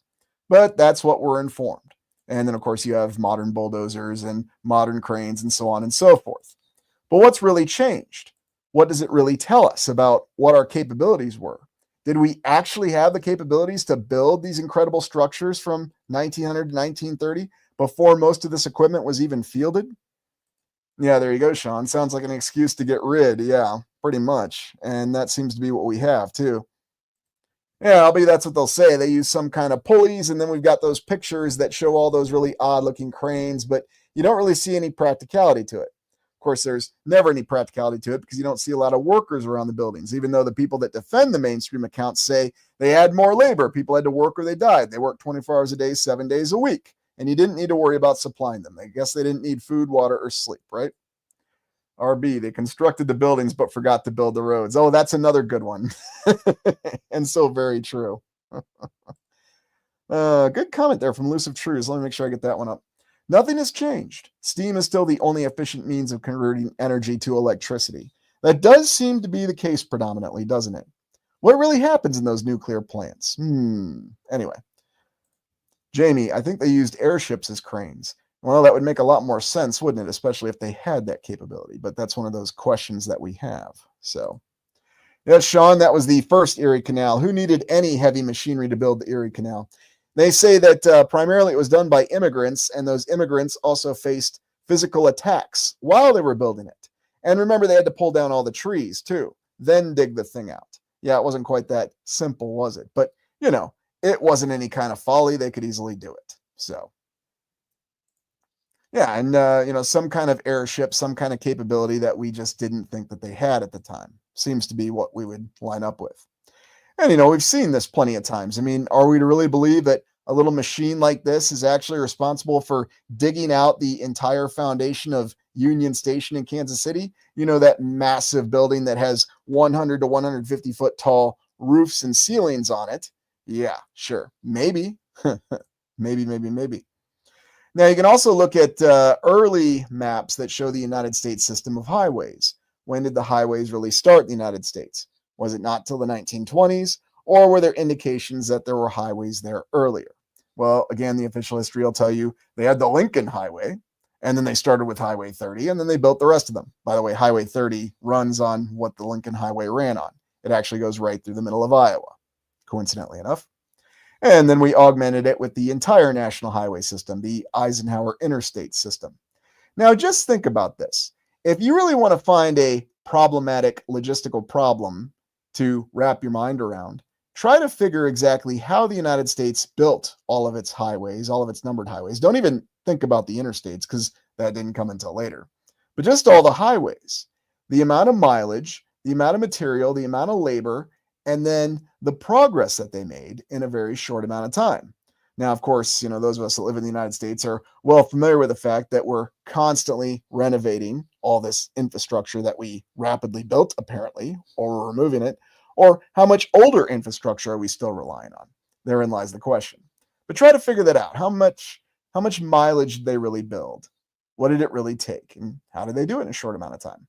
Now, you'll have images like this. Now, this is from the construction of the interstate system, so 1950s, 1960s. And look at all these bulldozers. And keep in mind, this is just one section of interstate that we're talking about here. And try to reconcile that with the availability of equipment and personnel at that time in the 1920s. And suddenly you realize the logistical problem becomes much more difficult. Also, compare and contrast the timeline with how long it took them to lay out the interstate system with how long it took them to build the U.S. highway system. Now, I know what you're going to say. Well, the interstate system should have taken longer because, you're talking multi-laned interstates, whereas the highways were typically 2 lanes. True. But compare and contrast the mileage. And even if you want to try doing the math problem with doubling or quadrupling the amount of interstate mileage, really compare it with the stated mileage of the highway system. Now, I'm not going to do this one for you because I really want you to come to your own conclusions. It's very, very interesting. I also have a feeling I might incur some technical difficulties if I point out things a little too directly. And then let's not forget, in the 20th century, we had the computer, the development of the computer from soup to nuts. There was no computer in 1900, and by 1999, pretty much everybody had the internet. I know it was the rudimentary internet. It was text-based, and, it took forever to download a song. Remember Napster? I remember when it would take all night just to download a single album. Not that I used that Napster. I had a friend who used it, Don't come after me, okay, Megadeth? But anyways, just think about that, development of the computer. The Cray supercomputer, which in the 1980s, they used to render graphics in the movie The Last Starfighter. I think if I remember that correctly, that was the story behind it.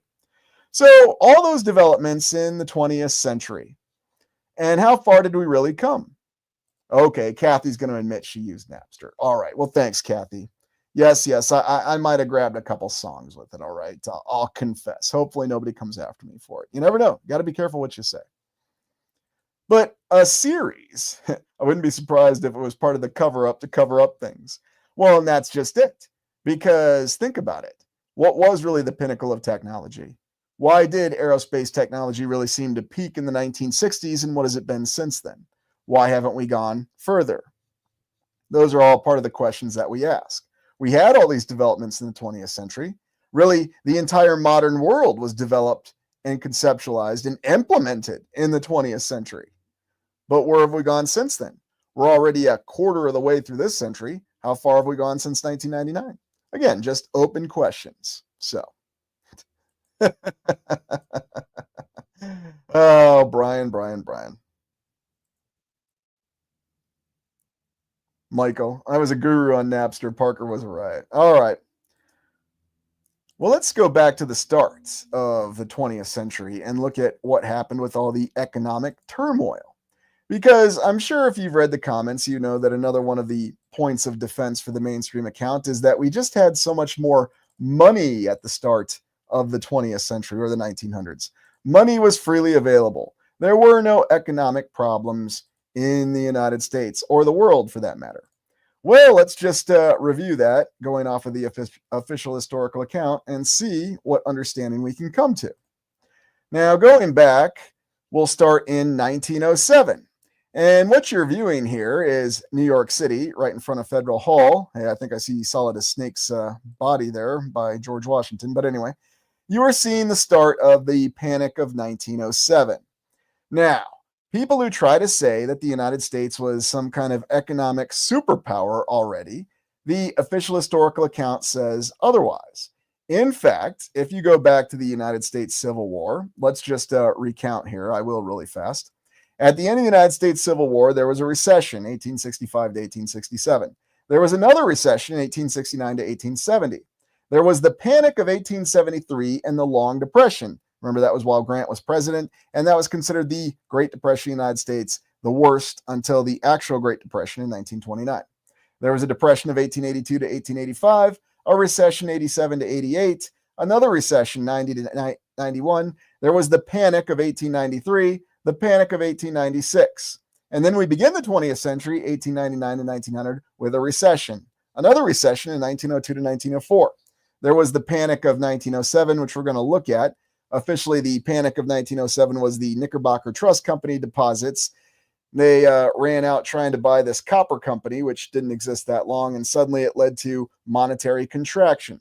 And we'll talk about who saved the day on all these occasions because they didn't have the Federal Reserve System. Although it should be noted that the Panic of 1907 contributed to creating the Federal Reserve System. There was a Panic of 1910 and 1911 and a recession of 1913 and 1914. And then there was a post-World War I recession and a depression of the early 20s. So, yeah, when you look up all this, you get the impression that the economic situation was very, very dire in the United States. It seemed as though the nation was on the verge of economic ruin just about every 2 to 3 years. There was a panic here, a recession there, And because of the independent monetary system that had been set up, in other words, there was fixed currency available, then it was just going to lead to economic ruin. And who kept saving the day and why? Hey, New West Reset, good to see you. And, you may recall when I did the explorations with Old World Exploration, we talked about all these panics and these recessions. So if the United States economy is teetering on the verge of ruin, which is exactly what the official history tells us, how exactly did they have all this infinite money to build all these impressive structures? How does this perception that there was money available to do whatever they wanted to, and now here in the 21st century, or whatever you want to call now, we're just suddenly poor? I'm noticing a conflicting account.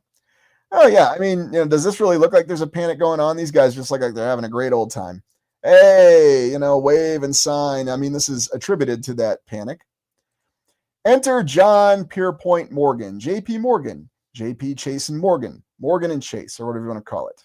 Well, this is J.P. Morgan himself, an individual who was stated to have been behind all the quote-unquote progressive banking policies of the United States. Now, this guy was a financier. He was also a massive business magnate, and he was really the one who ushered in this change, if you will, from this independent monetary system to the Federal Reserve being implemented in 1913. What else was J.P. Morgan known for? Well, he owned a few companies and started a few multinational companies such as GE, United States Steel, and believe it or not, these were actually considered massive monopolies. And who was president when he did most of this in the early 1900s? Well, that'd be Teddy Roosevelt. And Teddy Roosevelt had a reputation for being a trust buster. In other words, they didn't want to have all these large business conglomerates. But apparently this didn't apply when it came to J.P. Morgan, because remember, Teddy Roosevelt was a Roosevelt, and Roosevelts in the United States are not ever affiliated with policy failures, only policy successes. So he was all about Mr. Morgan's acquiring of all these incredible international businesses, to include the eponymous International Tractors, which supplied many of the early farms in the 1920s, after they built that highway system, of course. And he also financed Tesla's little broadcast tower project in Colorado, at least until he didn't. Wardenclyffe, Wayncliffe, all the different funky names for it. Nice old world building down there. But it seemed like Tesla was going to get somewhere, and then according to the official history, J.P. Morgan just cut financing for no real reason. Not really sure why, but that's what the official history says. And then the Knickerbocker Trust building. Now, Knickerbocker Trust was the major trust that we read about that fell apart trying to invest in this copper company that didn't exist very long. Heck of a building. Their building's on the right. And then this other very impressive building. Boy, why don't we build structures like this anymore? This kind of reminds me of the Capitol domes on the Iowa State Capitol. Imagine seeing that on every single building. But yeah, that's what the official history says happened with the financial situation. And you can see how Knickerbocker Trust started as a very, very subtle building in the 1890s, and then they grew up to that. And then to this structure, such as this. Interesting symbolism here. And why don't we do these impressive columns anymore? Well, simple. We don't have City Beautiful movement anymore. Yeah, you see where this is all going. So yes, they experienced rapid economic growth, and then it all fell apart in the Panic of 1907. Don't back that copper company. It was really bad. And so then all that led, the Panic of 1907, the United States passed the 16th Amendment, where they decided to impose a federal income tax on the entire nation, something that had only happened during the Civil War and then until the early Reconstruction period. So I think it was 1861 to 1873, they had an income tax and then they brought it back. And for some reason, because the nation had accumulated funds for the government through tariffs, everybody was apparently okay with this. Oh yeah, sure, federal income tax, 1913, sure, why not? I mean, we've had all these economic panics and recessions, but sure, we're happy to pay a federal income tax. And, there was never any reports or accounts of any sort of rebellion or revolt or even a political movement to resist this. Oh, no, everyone was cool with this. And apparently both major political parties in the United States were all about this too. I mean, a federal income tax, why wouldn't you do it? And then the establishment of the Federal Reserve. By the way, both of these landmark watershed events in the United States occurred in the year of 1913. First with the income tax and then the Federal Reserve passing towards the end of the year. all as a result of the Panic of 1907 and all the other financial turmoil. Now, our friend J.P. Morgan was the guy who, prior to the establishment of the Federal Reserve, he really acted as the de facto Federal Reserve because, as we understand the way banking worked then, the banks were defaulting because people wanted to make a run on the banks, and the banks didn't have the money because they lended out more money than they actually had in their possession. And what we have is an account that J.P. Morgan propped up all the banks and then convinced the other financiers using his strong personality and will to just donate money or give their money to prop up the banks in 1907. And that's how they stopped the Panic of 1907. And then after that, officially, the Federal Reserve exists to ensure that problem doesn't happen. We won't say anything about what happened in 1929. There's no reason to. Now, oddly enough, J.P. Morgan did have a competitor in all of his business ventures. And one area where he didn't succeed was when Charles Yerkes, a guy who was a mass transit developer, he was also known for being active in Chicago, stopped Mr. Morgan from developing the Underground Railway or the transit system in London. And it's funny because J.P. Morgan said that Charles Yerkes here was a swindler and he didn't play fairly. Yes, how interesting. Now, don't you find it really unique? How could a guy with the influence of J.P. Morgan, who really had the president, at best not resisting him, but it seemed like he was actively supporting him. I mean, I don't know. I mean, you can read the history and come to your own conclusions. Not actually accomplish anything that he wanted. I mean, what was going on with Charles Yerkes here? And you may recall that Charles Yerkes has the Yerkes Observatory through the University of Chicago that's named after him. It's that really impressive observatory that still stands today near Lake Geneva in Wisconsin. It's a very interesting building that has some very unique symbolism on the outside and the inside of it. In fact, you'll find two symbols if you go inside this building parked next to each other. Two symbols that you would never think would appear next to each other, but they do in the Yerkes Observatory. And to add even more mystery to this, the Yerkes Observatory has this incredible telescope that was featured at the Chicago World's Fair in 1893. Isn't it interesting how all of these accounts, all of these explorations just all intersect perfectly here? All these individuals at these very critical moments that are just connected.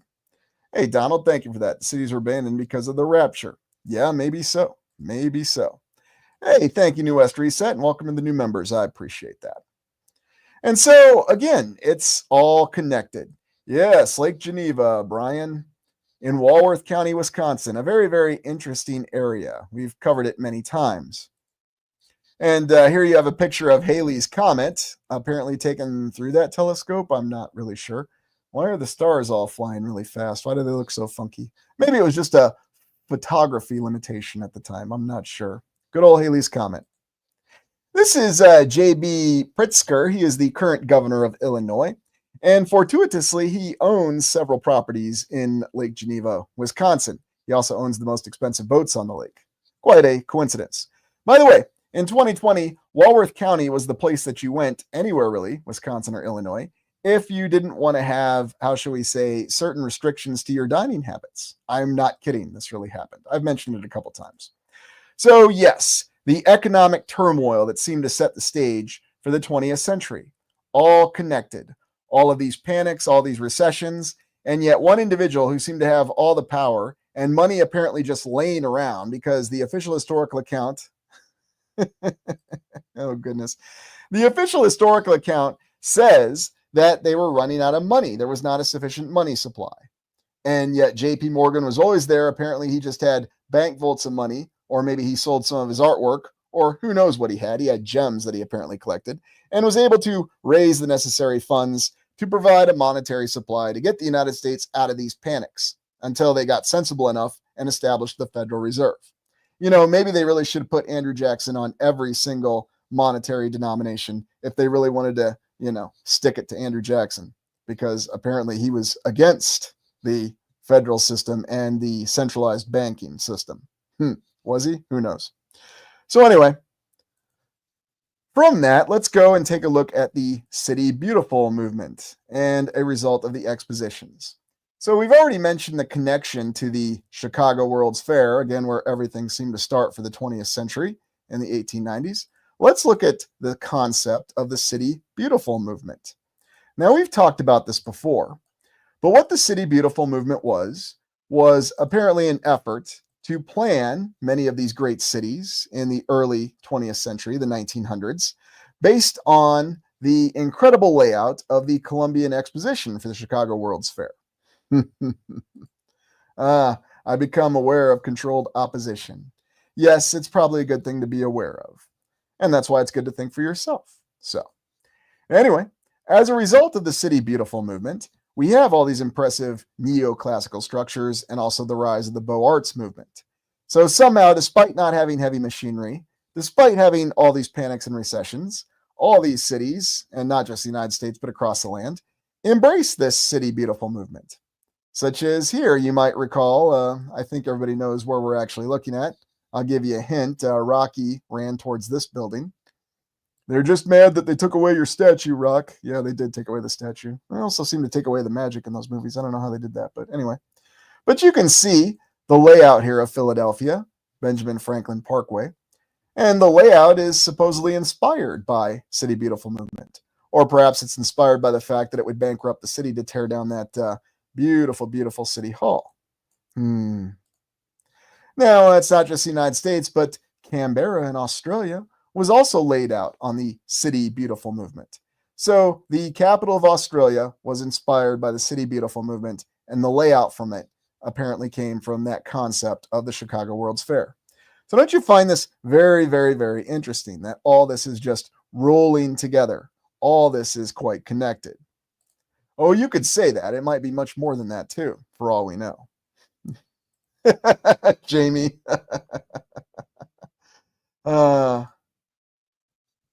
Oh, glad you're enjoying it. Thank you. Hope things are going well in Sioux Falls. I need to get back there. A lot of things to explore. So, other things to look at. Here's the original inspiration from the Chicago World's Fair, and we've seen these images quite frequently. And yes, there's been a lot of explorations questioning the veracity of these images. I think it was Howdy Mikowski who did a look at it about a year or so ago, looking at all the problematic photos that we have. But even if we take everything that we're informed of the World's Fair at face value, the Chicago World's Fair and all the rest, that these were temporary structures designed to be brought down. And remember, the official account says that a lot of this burned down after Chicago World's Fair. How exactly do you use this as an inspiration to build permanent cities? Well, heck, if this is all it took, why not just draw pictures and send them all across the land? That would be a lot cheaper and a lot more effective. But I guess you wouldn't be able to get all those people that came to the Chicago World's Fair to visit it, would you? So it's all very, very intriguing. Everything going back to the World's Fair, the incipience event, if you will, setting up the way things were going to be in the 20th century. And going back to Denver at the City and County building, you might remember the exploration that we looked at. Yes, they built this during the Great Depression. So again, recessions, depressions, panics, the worst economic recession in the history of the land did not stop the construction of a building in the Mile High City. I mean, why would it? And then, of course, looking at Harrisburg, going back to Pennsylvania here, and this being the result of the City Beautiful movement. Yes, it's quite grating looking at the left and the right, and even seeing which structures still stand and comparing and contrasting them. Oh, I might have to do more of this where we impose images next to each other like this just to get an idea of how things looked in the past and how they look now. Yes, all City Beautiful movement. How interesting, though, how the state capitol almost looked a little, I don't know, dirty, even during the City Beautiful movement. Maybe it's just a result of the image. I don't know. I mean, they got a wonderful one there. I'm not denigrating it. We've looked at it before. Oh, and even in random places like in California, where they just have this Neptune fountain at one of the special communities, obviously a coastal community. Is that a little cartouche I see there? It is a cartouche. I got cartouches on it. Ooh, look at this figure. What is this supposed to be? The Jackal Man? Really, really odd. Funny when you look at these in detail. Oh, and then we have our famous little seashell that's got a little face above it. And very interesting spewing fountains. Oh, yeah. I mean, I guess you could say that is California, but why are they building a statue to Neptune in California? Is that Randall Flagg up there? Not sure. And then in Melbourne, looking at another city in Australia that made the news a lot, especially about 5 years ago for reasons unknown. And here we have another little commemoration to the mausoleum of Helicanarsis. I mean, why shouldn't Australia get in on it? So Melbourne, apparently inspired by the City Beautiful movement as well. And then, of course, looking at Chicago or any other city that you want to look at. This one being Cleveland. I know, I was just fooling you for a little bit there. You might remember the tower over here that we looked at. Yes, Cleveland. Now, Cleveland gets doesn't exactly get the best reputation today, as do many of our modern cities, but very impressive layout, and it looks very pretty.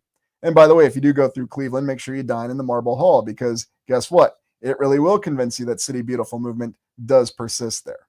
Now, did City Beautiful movement really happen? Or is it an example of a cover-up of all cover-ups? Because how exactly do you explain the fact that you have this beautiful and inspiring architecture, and then after World War II, you go away from it? Oh, I was wondering when somebody was going to get that. Yes, Michael, I do prefer the 1990s adaptation. I know it was Molly Ringwald, but she did a good job in the film. Got to give credit where credit's due. What's that there, Vaughn? Solomon was 600 years before Christ, or so they say. Yeah, was it 600 years or 1,600 years? Remember, we only deal in thousands at certain times, right? Good point there.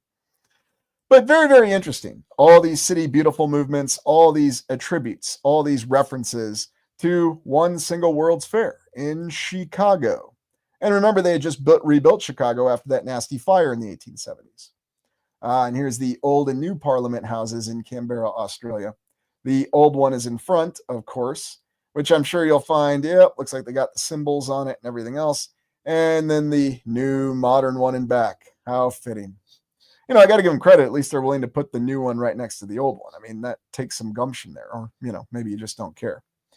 And then just looking at what the concept was, these drawings for this design and this layout of the City Beautiful movement from the Columbian Exposition. So, did it really happen? Oh, and I'd be remiss if I didn't show the National Mall in Washington, D.C., and we've explored this a couple times too, including our favorite Smithsonian Castle. But don't worry, that was built before the City Beautiful movement. But then some of these other structures. Oh, and then trying to reconcile the problematic construction of Federal Triangle. But really, all of these massive structures that just roll along the National Mall. Washington, D.C. is such an interesting city for so many reasons, not the least of which when you see politically opposed members of our illustrious Congress eating together and having a good old jovial time. Hey, look, they're getting along really, really well. They should do that. I'm glad they get along well. We need more bipartisanship in the United States. I mean, it's not like we have more than 2 viable political parties, right? But when you go to the National Mall and you look at all these incredible structures in this layout, you get the impression there's something very interesting going on. Was this all just inspired by City Beautiful, or was it something else? Did they really build this impressive dome during the United States Civil War? Did they have a different dome earlier than that? And why is it there was a dome on St. Paul's Cathedral in London from the 1600s? Why didn't they just copy that earlier? Well, maybe they just didn't have the money. Remember, there were monetary limitations. So yes, the City Beautiful movement, part of our incredible cover-up. Hey, Ryan, thank you very much. I appreciate that. Make sure I keep up on those. Yes, Kathy, it is quite a grid, isn't it? A very interesting grid when you look at Washington, D.C. Yeah, I'm with Heidi. It does seem to be something else. Anyways, so that's the first part of our exploration. We're going to take a little 2-minute break here, and then we're going to switch gears quite a bit. We're going to take a look at the role of asylums in this cover-up and look at one of the darkest tales that we've ever had. So before we go on break, please make sure that you hit that like button. Appreciate everyone being here and supporting the channel, and I hope you're enjoying this exploration. We're going to take a 2-minute break, and we'll pick up with the role of asylums and the darkest tale with the 20th century cover-ups. See you in 2 minutes. Thank you.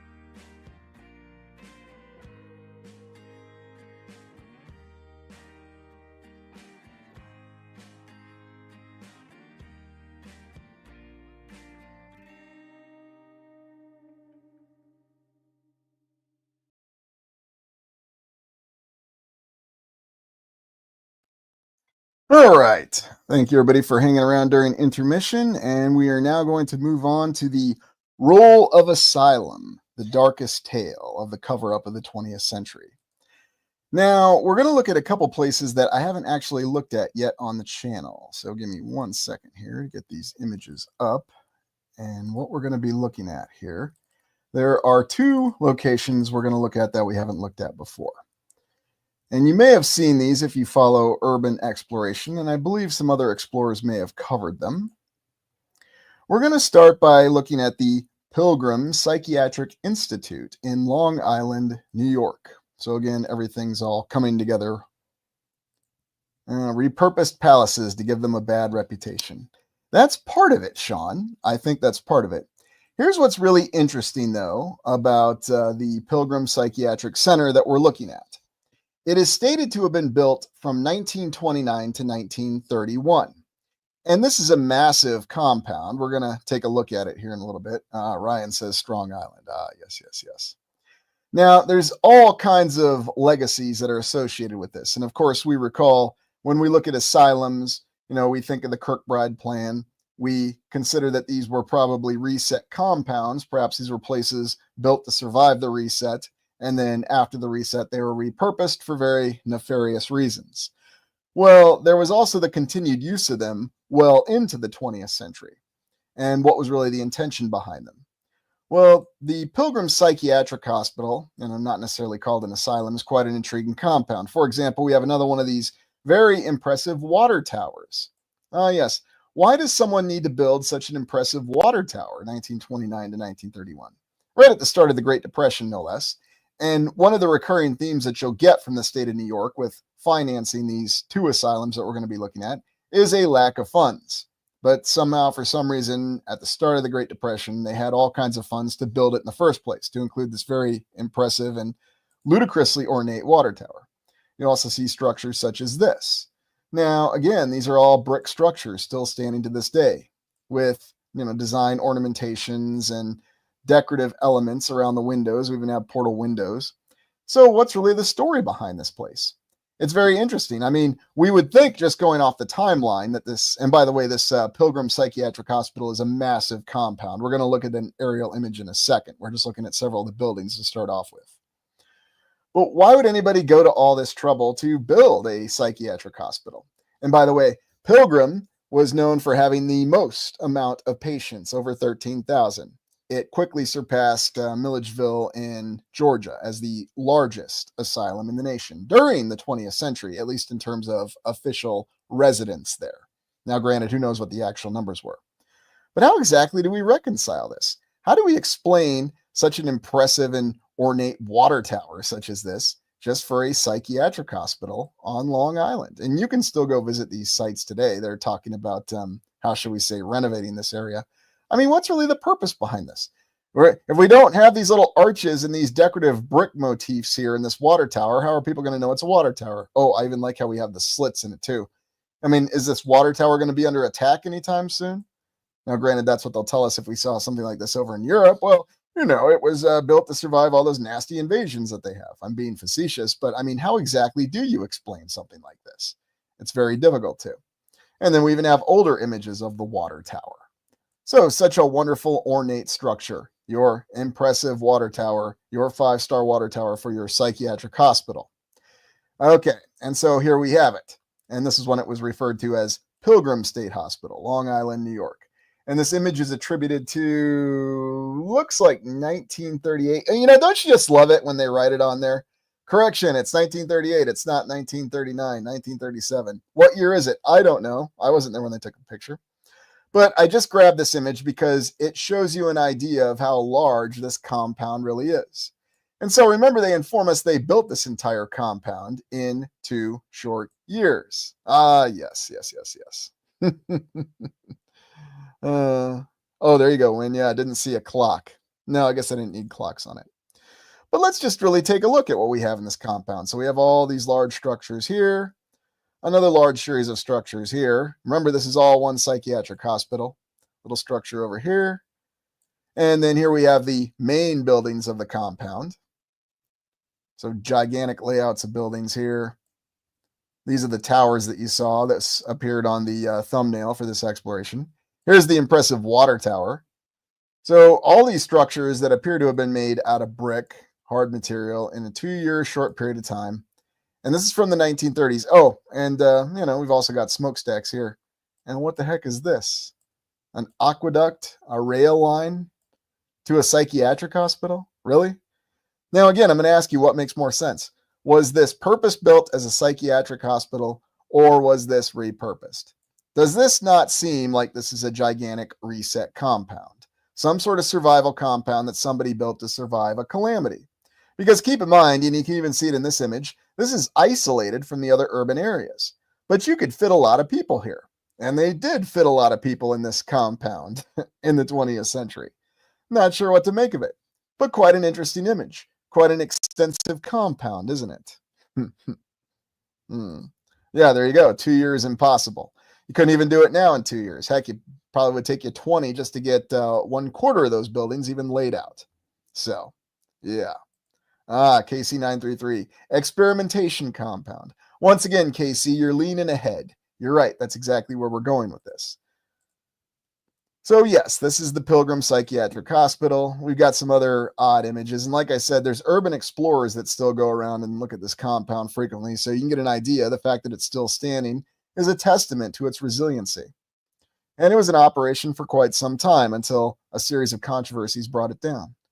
And I mean, isn't this so interesting? Just seeing all the infrastructure, all the dedication it took to bring about this compound. I mean, somebody built it. Unless you want to accept the mainstream historical account that, yes, the state of New York decided to devote all this money and all this effort, and then they spent the next 4 decades underfunding every asylum that they had, or hospital, or what you want to call it. Such an interesting image here. I mean, is this like a cataloging image, an exploration image? Look at what wonderful condition this structure is in. Oh, I can't wait. I can't wait. Same thing with this one.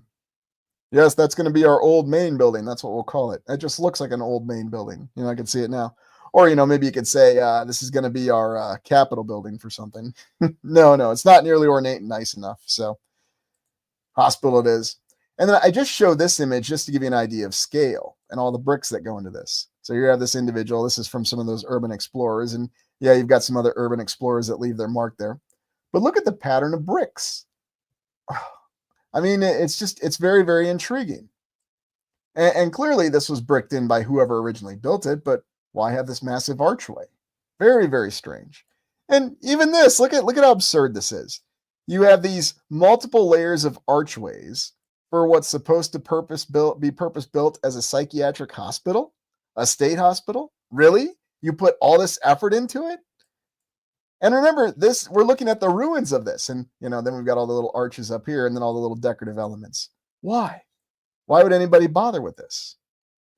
Now, if you were building this and you had superior building capability and you were on a constrained timeline, then does this structure make a little bit more sense? Again, I'm just floating the question out there. Now, I will mention we do have blueprints apparently for the structure. And yes, much like with all these other large compounds, there is a very extensive underground tunnel complex. So not only does the mainstream historical account tell us that we built all these structures in 2 years, we also built an incredible tunnel complex. Well, because why not? It was the start of the Great Depression. Anything could be done. Archways were as tall as needed. Exactly. Makes you wonder. What's absurd? People trying to tell the truth. Good point there, Sky Sage. And who could really do it now? Could you contact a contractor? And what would they say if, you were some state government even, and people say, well, governments have infinite funds. Well, according to the official historical account, the United States didn't have infinite funds. They had J.P. Morgan. That's who had the infinite funds, apparently.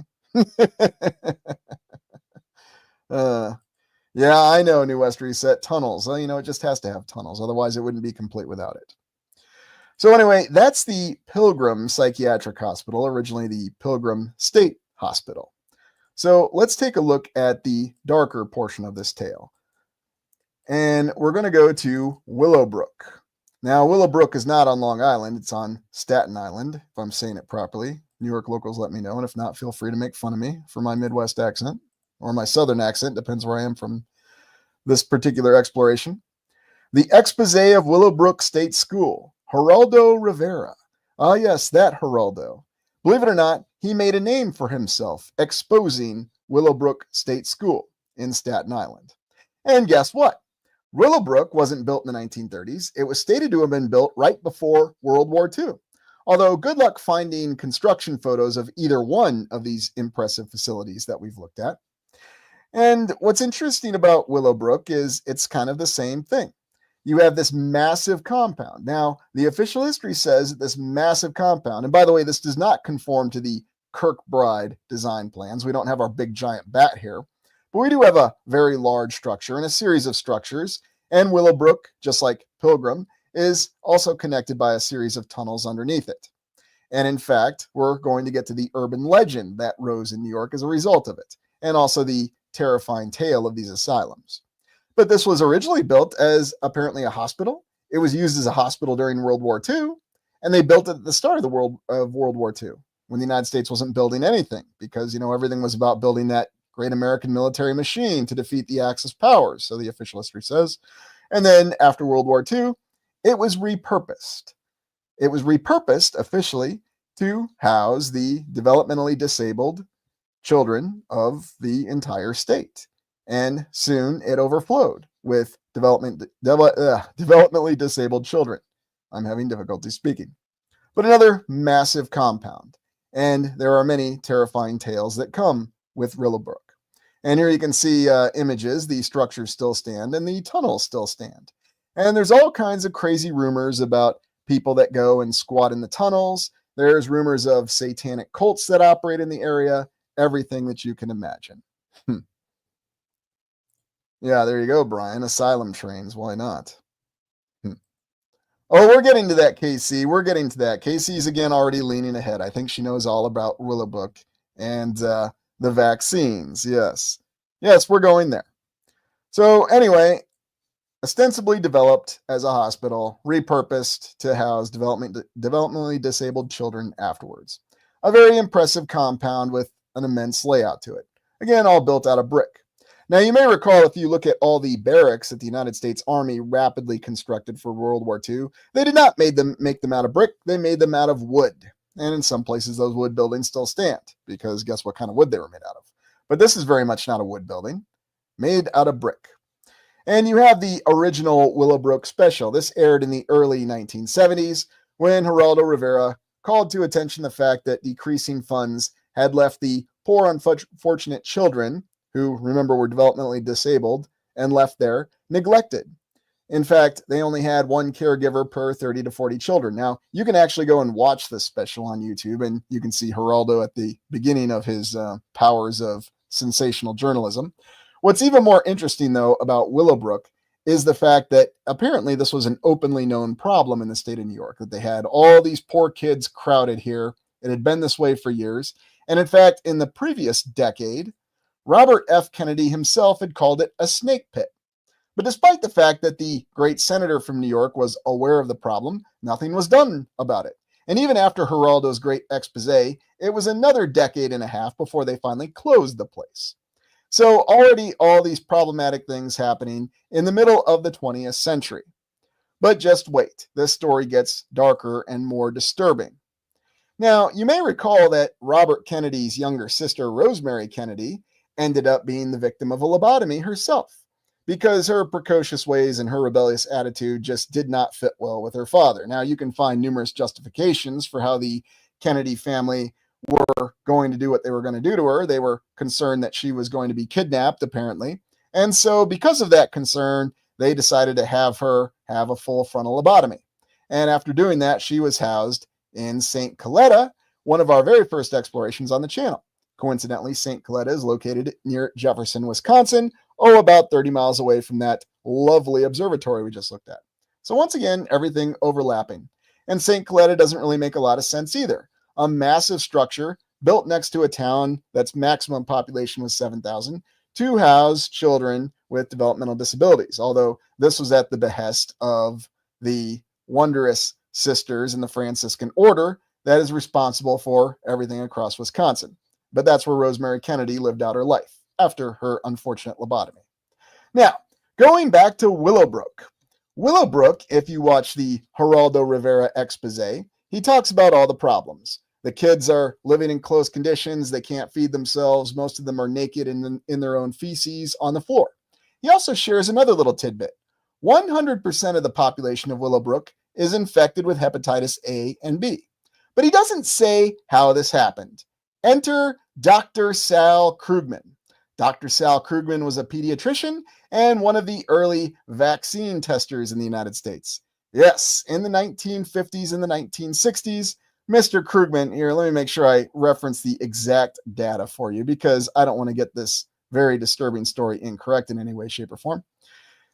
So Saul Krugman lived 1911 to 1995, and he did great discovery and work. And you notice that this is a trading card on the VaxPack Hero trading cards. Yeah, I'm not making this up. This is real, and you can look this up. And during the 1950s and 60s, Krugman had numerous achievements, including distinguishing hepatitis A and B and discovering that heating blood containing hepatitis B would kill the virus. And he developed a vaccine, and that makes him a hero. Now, let's just ask that question. How did he go about doing these incredible achievements? Well, I will tell you. Apparently, Dr. Krugman decided to conduct a very disturbing thing that happens in the United States, unethical human experimentation. He intentionally infected the entire population, or eventually leading to the entire population of Willowbrook with hepatitis A. And apparently he did that by taking the feces of some kids and then infecting other kids with it and then studying them. So he did a non-consensual human guinea pig test. Yes, all the darkest things that occurred in the Axis nations happening in the United States.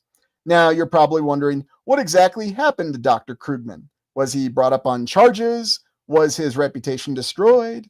Oh, no, not at all. In fact, Dr. Krugman received an award, the Lasker Bloomberg Award for wonderful achievements in medical science. I don't remember exactly what it was for. I think it was some public service award. What an interesting public service award, too.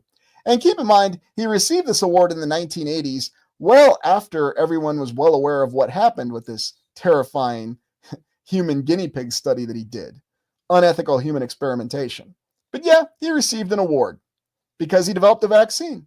And to this day, you can see his trading card is still available. He's a VaxPack hero. He developed a vaccine. So I guess at the end of the day, that's telling you where our morality stands on unethical medical experimentation. It almost reminds me of the monster study. If you don't remember, the monster study was done by Wendell Johnson at the University of Iowa. Well, actually, the study was done in 1939 in the city of Davenport, Iowa. And Wendell Johnson was trying to determine why kids were stuttering, and he implemented a study. He had a lady named Mary Tudor, one of his graduate students, actually conduct the study. And what they did was they tormented several kids, again, without consent, and they dubbed it the monster study. By the way, the results of the study were never published, and yet at that time, it was an open secret in the University of Iowa for decades to follow, but nobody really had any problem with it. It wasn't until the 2000s that finally an investigative journalist, kind of like Geraldo, came back and exposed all this. And then the state of Iowa actually ordered reparations paid to the, I think it was maybe 3 or 4 surviving members of this monster study, because you had kids whose lives were terribly affected by this study that was done. But to this day, even in the public apology, they say, don't blame Dr. Johnson. It wasn't his fault. He was trying to help the kids. His intentions were good. I guess Dr. Krugman's intentions were good. I guess what Dr. Krugman was doing was the right thing. Now, let's be honest here. If any other nation had done this, especially a, how shall we say, adversary nation of the United States, we know exactly how this action would be regarded and what would happen afterwards. But since this happened within the United States, this is the act of a hero, an individual who received a public service award. Yes, that's exactly what happened. That is the legacy of Willowbrook. It's almost like everyone's just embracing the philosophy of Dr. Hans Reinhardt from the 1979 film The Black Hole. And if you don't recall that film, that was the ship captain that lobotomized his own crew to go through the black hole. Yes. And as he famously said in the film, the ends justified the means. Coincidentally, he was portrayed by Austrian actor and is no longer with us to this day, Maximilian Schell. Yeah, you see where the sentiments of the United States were. This film was made in 1979, by the way. So is that really the way it is? Is that really what we have? The ends justify the means? Now, in the late 2000s, there was a film made about the urban legend of Cropsey. And for those of you who haven't heard the urban legend of Cropsey or aren't from New York, and it does have a lot of notoriety to it, and there's actually been a couple movies made about the urban legend of Cropsey. Cropsey is an individual who hunts kids at night, and there are different origins to the tale. Some say that he's an escaped mental patient who lives in the tunnels of Willowbrook, and he preys on children. Others say that he was burned in a camp accident, and as a result, he preys on children. Anyways, oh, hey, I'm Kairos. I'm sorry, I didn't say hello. Oh, yeah. That's very, very sad, and yet true, because guess what? It's everywhere. And I'm not meaning to pick on New York. It's just that New York here is the most well-known. There's a reason why I inserted that reference to Iowa, because the unfortunate truth is this happens everywhere. But anyway, back to Cropsey. So they did this movie, these two filmmakers, and you can watch this on, I think it's on Amazon right now. It's called Cropsey. And they talk about the legend of Cropsey, and then they talk about the real-life individual that Cropsey is based upon. And that's the individual known as Andre Rand. Andre Rand is a convicted kidnapper and killer. He is believed to be responsible for the death of 6 children, and he was convicted or has 2 known victims of 2 children. Now, where it's really interesting and disturbing is that Andre Rand's mother was committed to Pilgrim, that hospital we looked at first. And then Andre Rand visited her.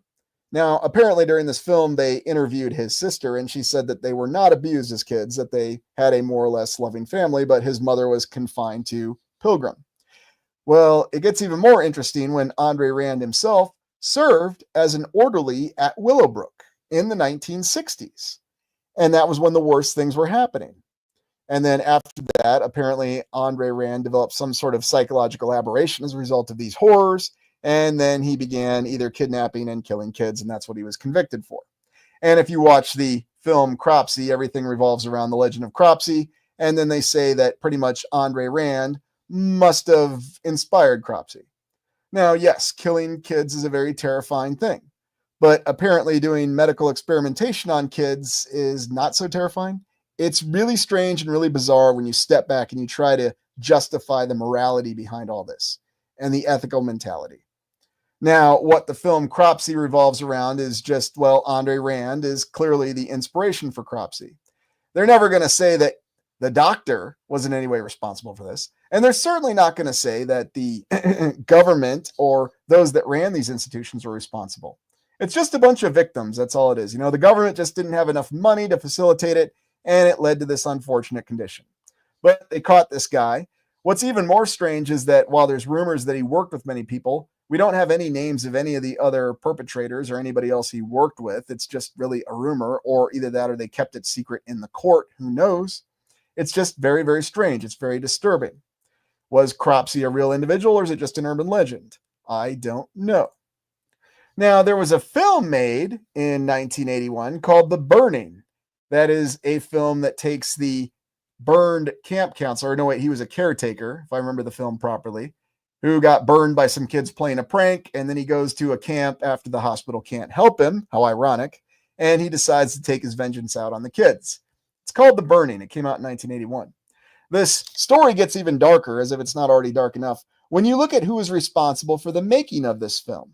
Now, if you're interested, look it up on your own. I'm not going to mention this individual's name right now because I'm already pushing it by mentioning the good doctor. So yes, all these things happening with asylums in the 20th century. We have human experimentation. We have underfunding. We have kids neglected and left. And yeah, Adam, this was even before Nightmare on Elm Street had come out. That was a couple years later. But you can see what the incipience of all that was, can't you? And yet all of this all revolving around and coming out in this particular way. That even though we thought asylums were a thing of the 1800s, they were still used extensively in the 20th century. Or, again, is it another cover-up? Was this always the role of the asylum? Was this always the purpose, to do these kind of horrifying experiments? It didn't really end in the 1800s, did it? it continued deep into the 20th century. And by the way, Willowbrook was not closed until the 1980s, and I think Pilgrim lasted just as long. So very, very, very disturbing. Yeah, it sounds like quite a cover-up, doesn't it? And this sounds like one of the biggest cover-ups. Now, you can certainly watch these films. You can watch Cropsey. You can watch The Burning. You can understand the urban legend of Cropsey. And in the eponymous film Cropsey, the two filmmakers say, well, we believe that it was just a legend to prevent us from exploring the Willowbrook grounds because it's still there and kids still explore the tunnels. I mean, why wouldn't they? It sounds like a lot of fun, doesn't it? So, anyway, yes, that is what we have.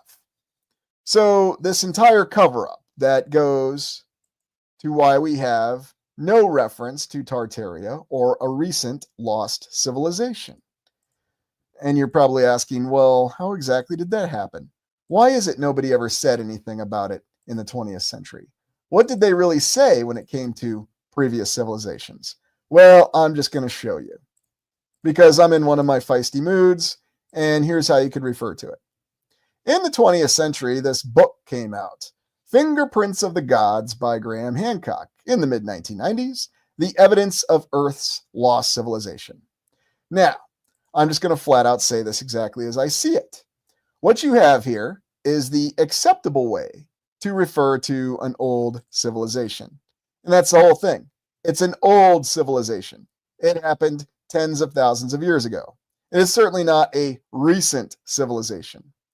And a lot of people read this book. I read this book too, Nana. And this was actually when I was quote unquote an official historian. And there was actually probably about 50% of it that was accepted by the mainstream at that time. No shots fired, Griff's report. I'm just recollecting what happened.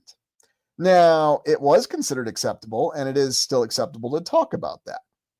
But what's very, very interesting is it's not ever acceptable to talk about a more recent lost civilization because we know exactly what happened. So, hey, Angel, well, thanks for joining us. Good to see you.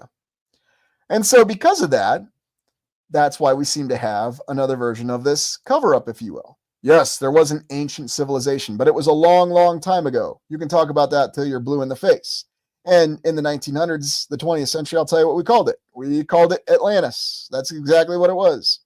And now what you'll see is that Graham Hancock is kind of the ultimate mainstream media straw man. He's the guy who's considered the pseudo-historian, the pseudo-archaeologist, the pseudo-this and the pseudo-that. And you shouldn't be thinking like Graham Hancock. And of course, we know what the intention behind this is, and we know what it's really doing, don't we? It's a really good book. Just make sure you read it, right? But the whole point being, there's another cover-up. There is no recent lost civilization. If there was, it was in the distant past. And don't worry, the official historians told you that Graham Hancock is a pseudo-historian, a pseudo-archaeologist. He has no idea what he's talking about. Of course, if you look in the numerous papers from the day, you'll find that there were all kinds of references to Atlantis and finding an ancient civilization. So again, the media, because remember, the media are the authorized publishers of conspiracy theories. Remember, they're not bona fide conspiracies. They are conspiracy theories because journalists are not historians or scientists. But you saw articles like this all the time, especially from that time frame, talking about all these incredible, amazing different things. You know, now the media keeps it much more limited to our political conflicts and what's going on here and there and who's spewing what at who and, you know, who's thumbing their nose up about this and that and how the fate of the free world hangs on somebody flipping a coin, so on and so forth. Oh, by the way, I just thought I'd mention this. While the symbol of the griffin is associated with Tartaria, and by the way, Tartaria is a placeholder name. Yes, it's on the maps, and no, it doesn't make any sense. But who knows what the civilization was actually called? This hypothetical civilization that may or may not have existed. I do find it funny, though, that they say that there was a flag. Let's be honest. There was never any sort of flag with Tartaria. Why would anybody need a flag when you could just build things like this on your buildings? Yes, this is the Plummer Building in Rochester, Minnesota, that's adorned with many, many griffins. And yes, I know it's not the best high-definition image, but like I said, I'm already pushing matters in this live stream. Yes, this wonderful old world building that's in the middle of the Mayo compound. and surrounded by lovely modern glass and tower buildings. And this is attributed to the 1920s. And you may recall this building has an unbelievably exquisite interior. And so, when taken in totality, what you have is everything pointing to a massive cover-up. Now, are we really to believe this structure was built to be the central headquarters structure of the Mayo Clinic in the 1920s in Rochester, Minnesota? Rochester, Minnesota, which still doesn't have the interstate going right by it. You still have to drive a little ways off of I-90 if you're going to it. And yet, here this building stands, surrounded by glass towers, but it's still there, with the symbols of the United States and the Mayo Clinic from the 1920s, the griffin. I mean, there are thousands of griffins on this building. It's very, very interesting. Yeah, as I Am Cairo says, extreme decor. And there you have it. Anyways, I hope you enjoyed this exploration. And really what I wanted to do was take an overall look at how things progressed through the 1900s to really complete the cover-up of what had happened before, to really bury the account of a lost civilization. What are the methods that were done to do it? Controlling history, given a different account, having overlaying accounts when people start to question things. Because remember, in the latter part of the 1900s of the 20th century, people were allowed to question things to an extent. And remember, one of the most popular sci-fi series was The X-Files. But since we've entered this century, that's all been walked back quite a bit. You are not to question things. There is right and there is wrong and there is nothing in between. And that seems to be the way things are. And ultimately, I don't know. I don't know if there was a previous civilization. There's a heck of a lot of evidence, and there's a heck of a lot of coincidence with how people try to cover up things. And it seems to be that there are two explanations given for why you shouldn't question or concern yourself with things. There's going to be another reset very soon, so don't worry about it. Okay, maybe so, but you know what? If it's going to happen, it's going to happen. You may as well try to answer some questions. Or it's just a little short time frame, and everything will be fine in a few years, and there's no reason to worry about it. And you know what? Maybe that's true too. But at the end of the day, it's up to you to decide what you believe and what accounts you want to accept. And I'm not here to tell you what to think. I'm just here to present to you some other mentalities that might be helpful to embrace. Anyways, oh no, the war with words won't stop. And that's why it's just important maybe to think more objectively, even if it's the hardest thing to do. All right, well, before everybody departs, please be sure you hit that like button. And what is our next episode going to be? Well, I think it's time to take a look at something that I haven't gotten back into. We're going to go back into old world in film, and I previewed it briefly. We're going to look at some of the films of Canadian director David Cronenberg, because I wanted to take a look at films like Scanners and one of my personal favorites, Videodrome, for a long time. And I figured doing it here on a live stream would be the best place to do it. So, anyways, please hit that like button before you go. And this is Lucius Aurelian, thanking you all for joining me. I hope you have a wonderful day, week, night, wherever you are in the land.